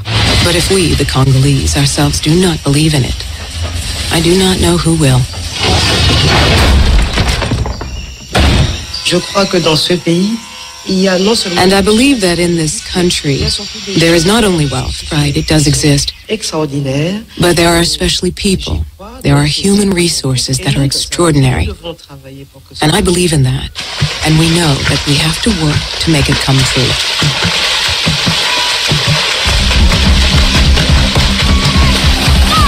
R.E.F.M.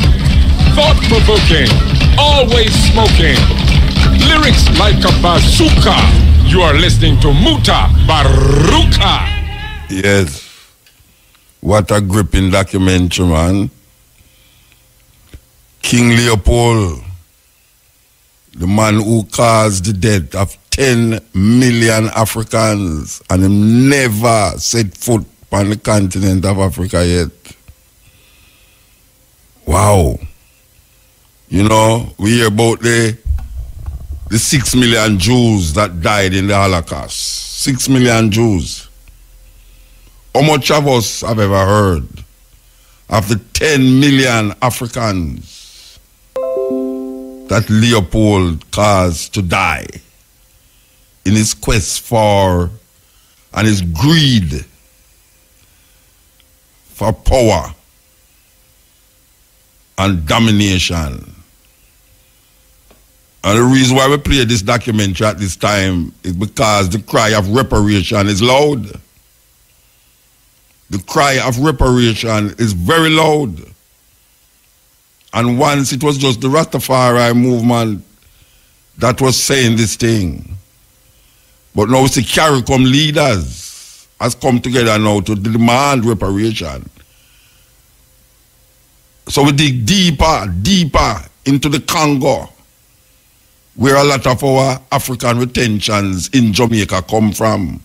Lot of it, lot of what we claim to be African.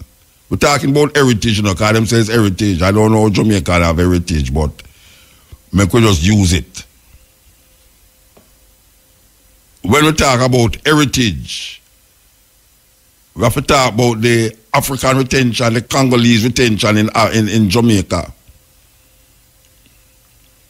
When we talk about reparation, we can say that there is a claim for reparation from Belgium as it relates to the Congo.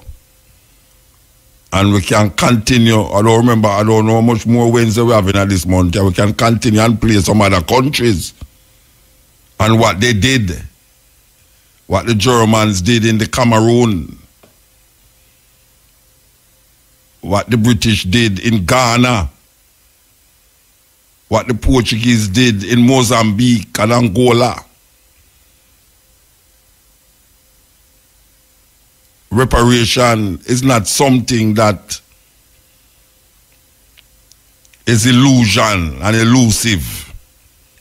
It's a real and a just cause. When you hear we in the minority bawl out for reparation, it's not begging. We're not begging. If we deal with justice, justice is what it is all about.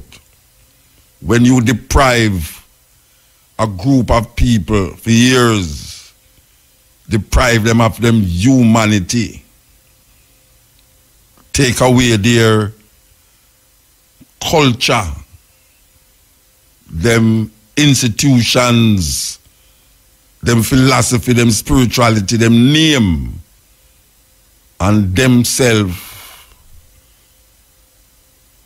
And when we now look on the descendants or the people who survived that Holocaust, who's claiming this thing for their ancestors and for themselves,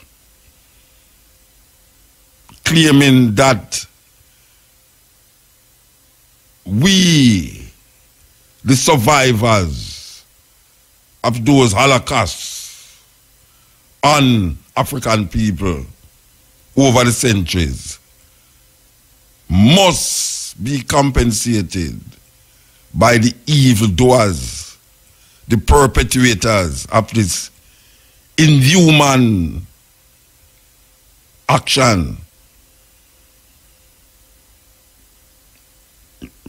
When you hear the word reparation, it is all about repairing,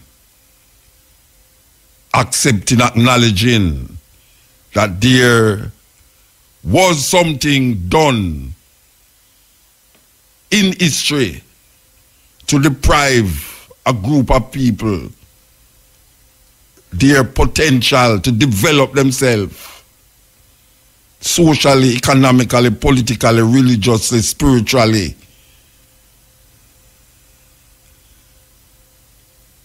They were deprived of that.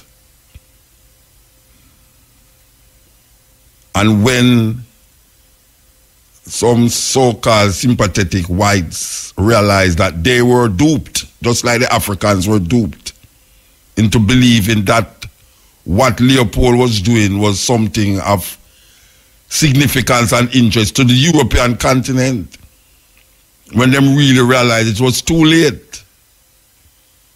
Too late. 10 million people, Africans.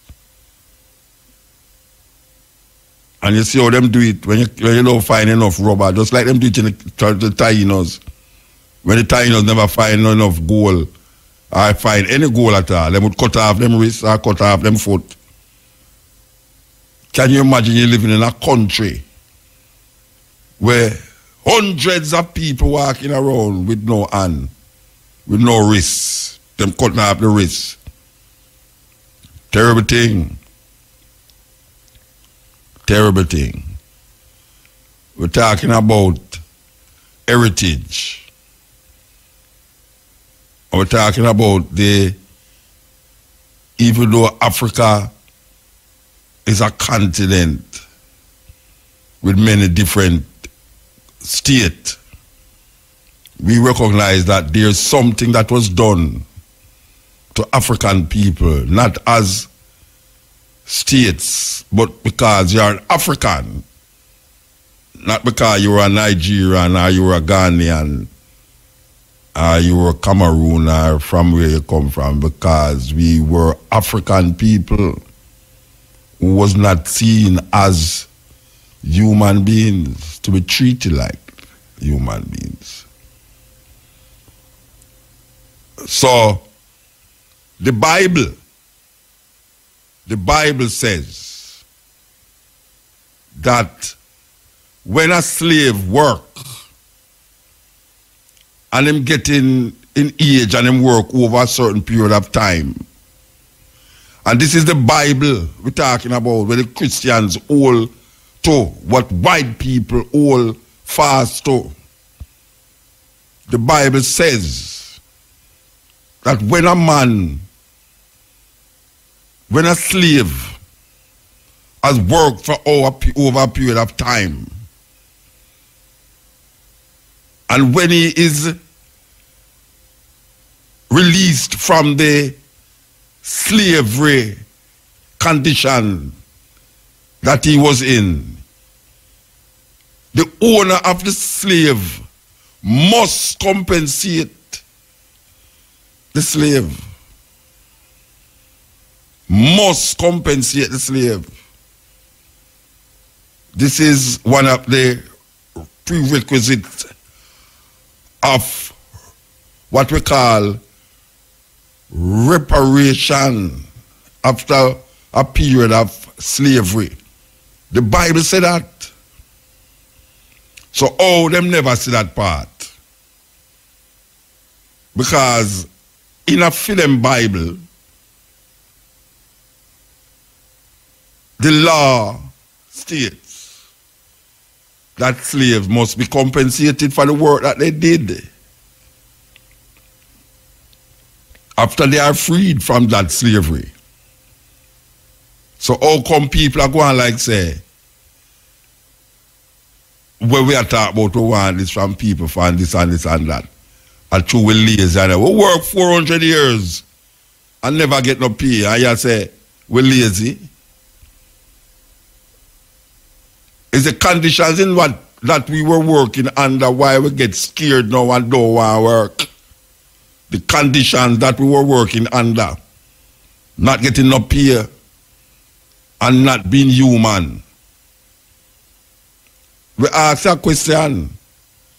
If the Bible says that slaves after serving slavery must be compensated, why is it that when we say after 400 years of brutality against African people, reparation is a just cause? A just cause. We're talking about reparation. Reparation for we who survive that Holocaust. And they speak about 6 million Jews. We're talking about in Belgium, thinking in the Congo, we're talking about 10 million just in the Congo alone. We don't even mention the millions who died in the movement of Africans from the west coast of Africa to this part of the earth.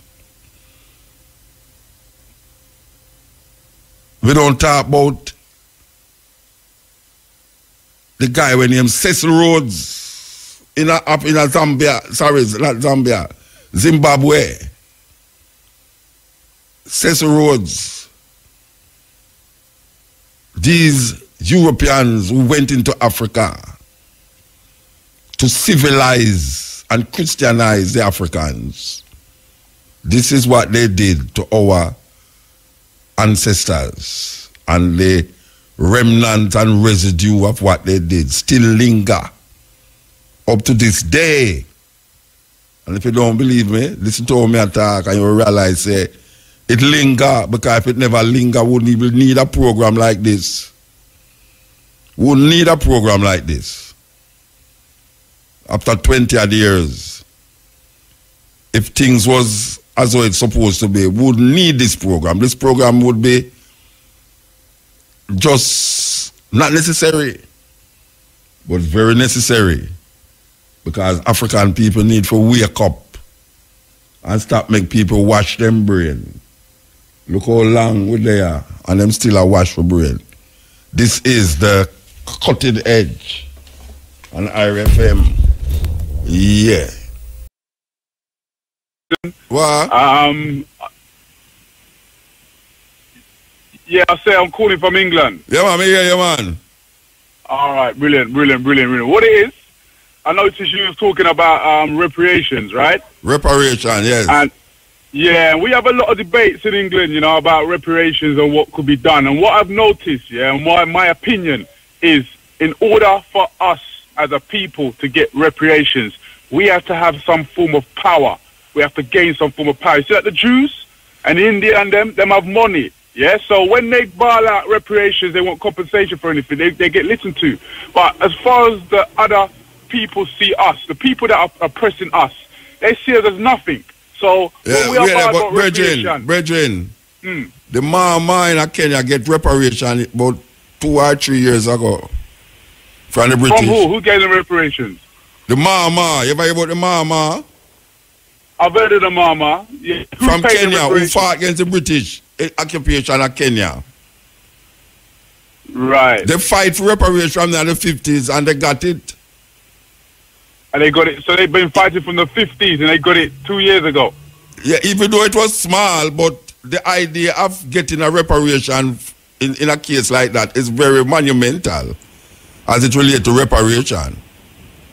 Right. And yeah. when you know, there's some law that they passed, isn't it? There's a law. I forget what the law is. Like a human, blah blah blah. I think in slavery, when slavery was going on 400 years ago, there wasn't a law put in place for the rights of humans. And I think there's a law. The reason, from what I've heard, yeah, anytime we try to go to court in regards to reparations, they talk about this particular law. I think it's a Human Rights Act. And because it happened before the Human Rights Act, their argument is, well, it wasn't illegal. It was legal at the time. Yeah, that's that. It was legal. It was legal, yeah. So that's their argument. So you kind of stuck on that one. But yet the Jews seem to have got they got reparation, they got compensation. But the difference between us and as far as I look at it, the difference between us and the Jews is the fact that them have money and they've got power, they have control. Yeah. So if they don't get their money, we agree with you that you have to have certain power. That is why it's important that the CARICOM, the governments in the Caribbean come together as one voice. Because it have to go through the governments to government, the Queen to the government here. It have to go through that. So yes, I agree with you that there have to be a certain amount of power as it relates to the coming together of the people them. Just like in America now, there's a strong voice of reparation. The voice is getting louder too. The voice is getting louder. Yeah. I agree. CARICOM, if CARICOM can kind of have some control and power, then yes, they would be heard, and hopefully something will be changed. It's like, you know, if we look at the police, for instance, you know, in America where there's incidents of shootings and whatnot against our people. And the only way that they're going to make any change in respect to what's happening, because we've been protesting and making a whole heap of noise and they ain't done nothing. Well, but the only way we're going to have some change is when we have some form of control, or we boycott their system, we boycott their monetary system. Definitely. Do you understand? Yes. You know, so yes, Bridget. yeah, man. Now big up Muta, boy. The first time you ever get through, you know. But big up, big up. So, I wonder how you get through tonight. I wonder how you get through tonight. I must be my lucky night today, Martin. All right, so I give thanks. Yeah, man. So I'm big up the Progressive African Minds group, the WhatsApp group in England. Big up Motion 54, and yeah, man, keep up the good works, man. Yes, and I want to tell you, say, them keep reminding me, say, I must say, you can follow me at real Mutabaruka.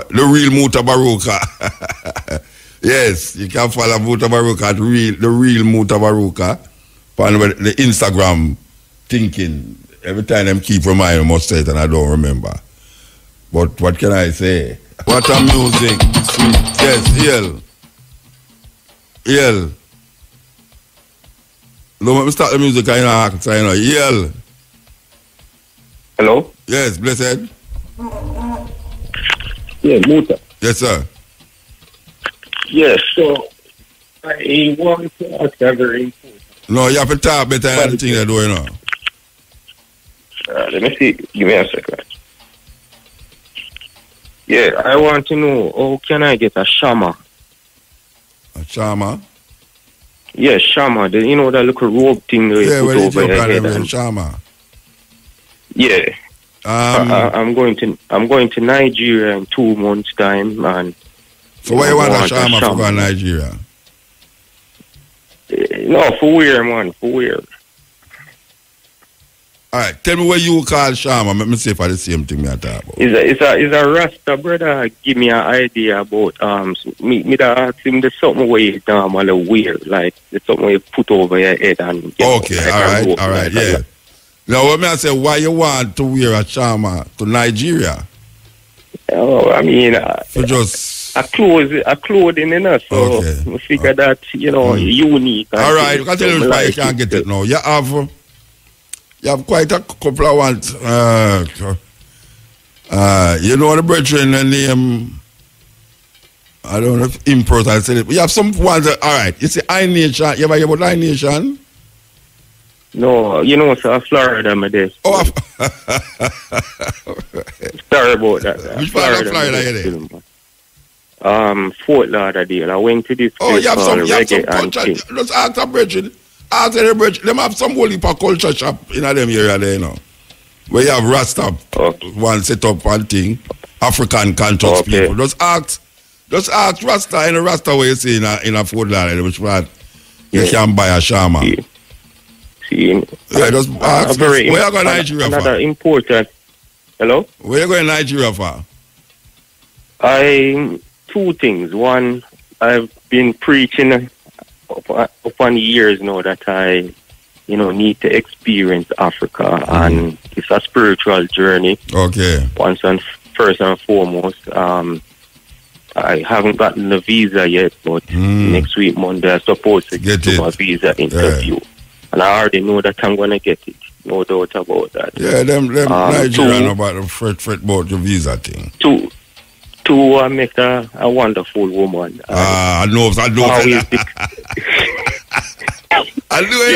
always declare that I was going to marry her. I tell you. I know I'm not going to reach it, so believe you me, I tell myself, I bet you it's like a nice little lady I want him come along there. That's beautiful, man. Yeah, it's a nice African woman. We've been communicating steadily now for the past month and a half. Wow. And she win you that you can travel thousands of miles to go look for her. She win your heart so much now that you have to travel thousands of miles. Yeah, worth it, right? Of course, what you mean? Of course. But your heart, man. Well, we give thanks to hear that still, you know. So how long you going to stay down there? How long you going to stay?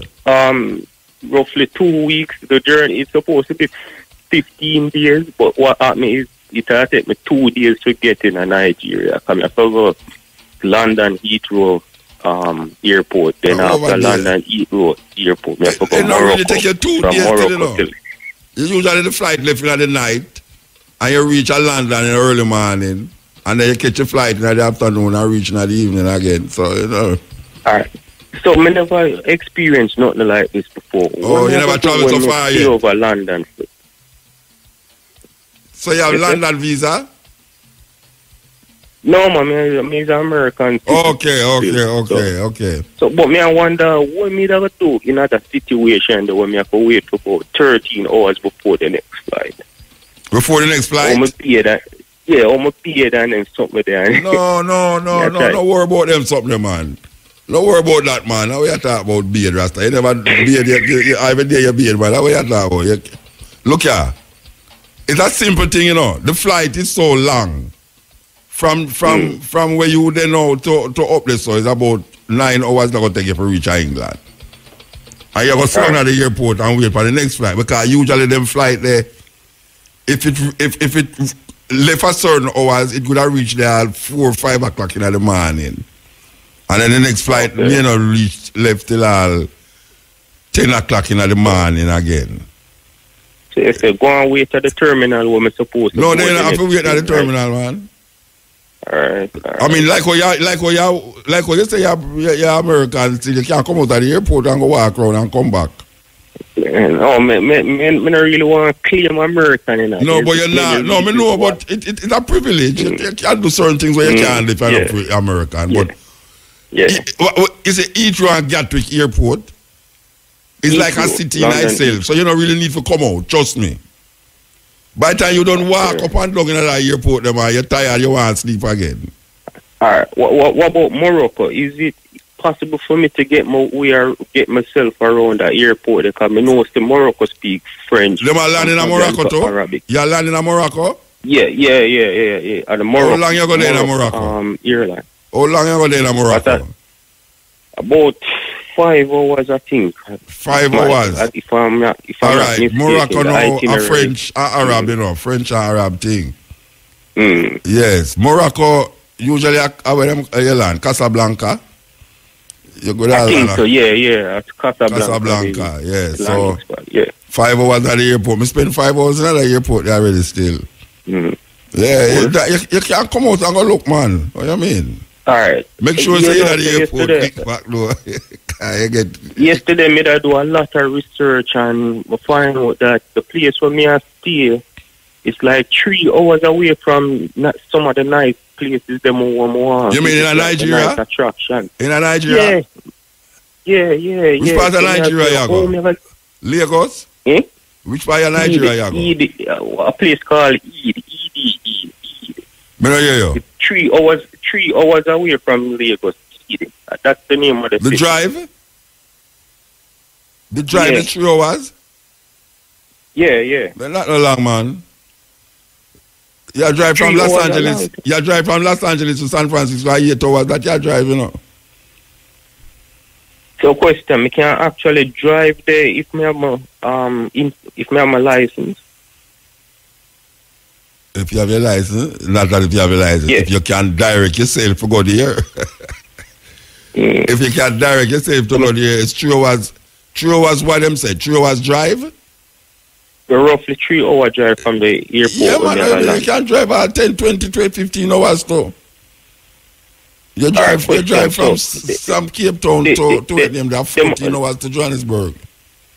If I use a cell phone for GPS, it's possible for navigate myself around, or I don't know what the GPS down there, so I don't know. That's the only thing find out that you know. You have to call the embassy and make them tell you them thing there. Cause I don't really know about GPS and them. Cause I know sometime I go there, somebody just come for me and I just drive.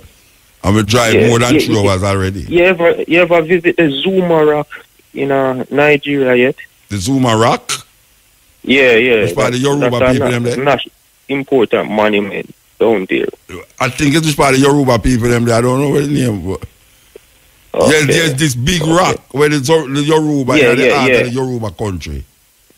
Yeah, man, we're going on, man. Okay. One last important question. Last week I was listening to Cutting Edge on YouTube. I'm glad you brought up the whole idea of people being associated and affiliated with Africa, especially black people. One of the things I did a research on was the origin of the name Africa, and I was kind of feeling upset about this because I'm still confused about the origin, because there was in the research I found out that there was a man called Scipio Africanus. Africanus, and yes. they're saying that, he defeated Hannibal, and as a result, they end up deriving the name from this Roman man. So I'm saying now, if that's the case, why are we in commemoration of this man from Europe using that part of his name to apply to ourselves? It kind of make me feel disheartened, and we just have to ask that question. That one last question. Look, I tell you something now. You see the word Ethiopia? It's not the African word that, you know. I know that. Greece it come from. What I say now is that there's a name that we who know what we say. We call it Al-Kabulan. You ever heard that word before? Yeah. Yeah, man. Look up Al-Kabulan, but I'm still not really sure. So if you feel uncomfortable if you say Africa, say Al-Kabulan. If you feel uncomfortable if you say Africa, say Al-Kabulan. It's like anytime I feel uncomfortable, say call a country South Africa. I say Azania. And if you feel uncomfortable if you say Egypt, you say Kemet. Kemet, yeah, man. I usually use Kemet. Yeah, well, it's that now. If you feel uncomfortable if you say Africa, don't say Al-Kabulan. Okay, yes. okay. All right? All right, then. Yeah, man, give thanks. Respect. Yeah. Yeah, Brethren, like that. The Brethren said, why? Him never go there, but him left him heart gone in Nigeria. I have to follow him heart. Follow your heart, yes, Brethren, what you mean? Made up of sisters from Cameroon. You know, say me do a tune with them that years ago, and I don't know. The producer got Japan go live and have the tune over there. I got Japan go look for me with a machine, you know. Yeah, serious thing. Because a long time I make the tune them do that, you know. Zap Mama, them do some serious touring one time, you know. You know, some of them carry my shit. I carry a big Jamaican telephone book. Yeah. You know, the machine beating look too gruesome, you know. So I start beating with the telephone book, like, with the tune that when I do much years now. You know what I mean? Clap him all across him jaw, that yeah, you know. Maybe I understand. You know who did the party tune to? You Masikela, you know. You Masikela did blow up on the song too. Remember the studio going on New York to do the tune, man. You Masikela did the party tune. And them sister here, Zap Mama.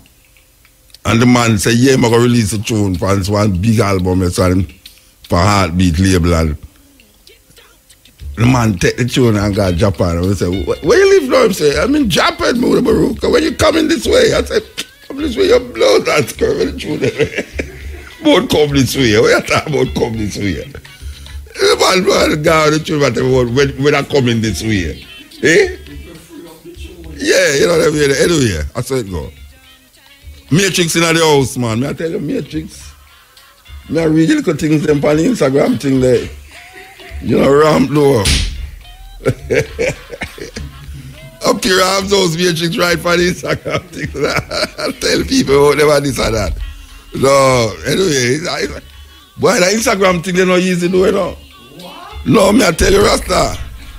Me see some things for that, there's something like that. Me I say, wait. Them people actually sit down and spend time. Yes, man. For take picture of themselves 50 different ways.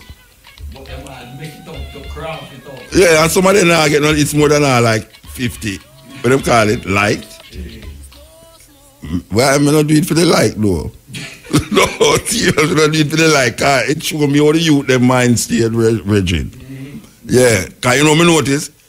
Me test it all the while. You see, I put something serious on it.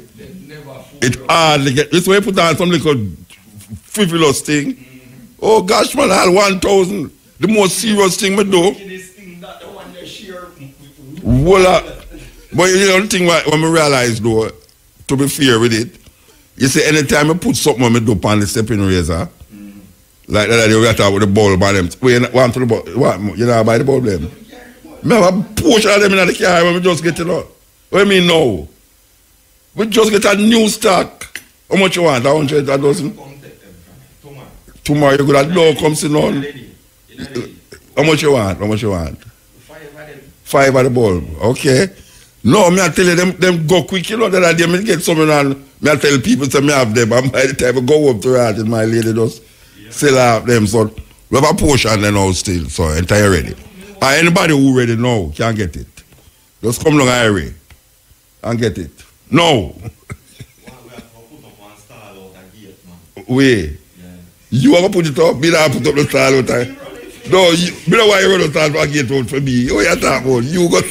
You got to do stall for yourself. No, you know. People of Jamaica, I'm tell you about this Matrix, this DJ as well. Last week, I'm not going to say it tomorrow again. Because we never, the people in long areas have a very strange menu flavor. Come and see what you name that eat. Lollipop orange juice. Me say she has suck a lollipop and I drink that. Me say what? Bring some orange juice out. A lollipop orange juice is for your lunch. And I said, no, serious thing. No, last week me come in here and say Matrix with boom and peer. We never know say boom and peer can go together to rotting. How can somebody boom and peer, Rasta? No. Who did not easy no guy though? Matrix are boom and peer. No, oh you come put the two of them together. Oh, you put boom and peer together. We can't understand it. We can't understand it, Rasta. Anyway. Oh, the strange long hair. Trust me. Trust me, I see people that eat bread and orange juice for lunch. Bread and orange juice, you know, Rasta. Not even little butter upon the bread, you know. Bread and orange juice. Why it make everything look bad? Yeah, like you don't get no money long at all. Because nobody have boom and peer. Bull and peer. Or if you have peer, you have to have some form of carbohydrate with it. So you have bull and peer, or bread and peer. But bread and boom, no, sir, serious weapons of mass destruction. You better don't make Trump know you had that blouse and skirt and you never enter America. Gone, we're gone, you know. Gone.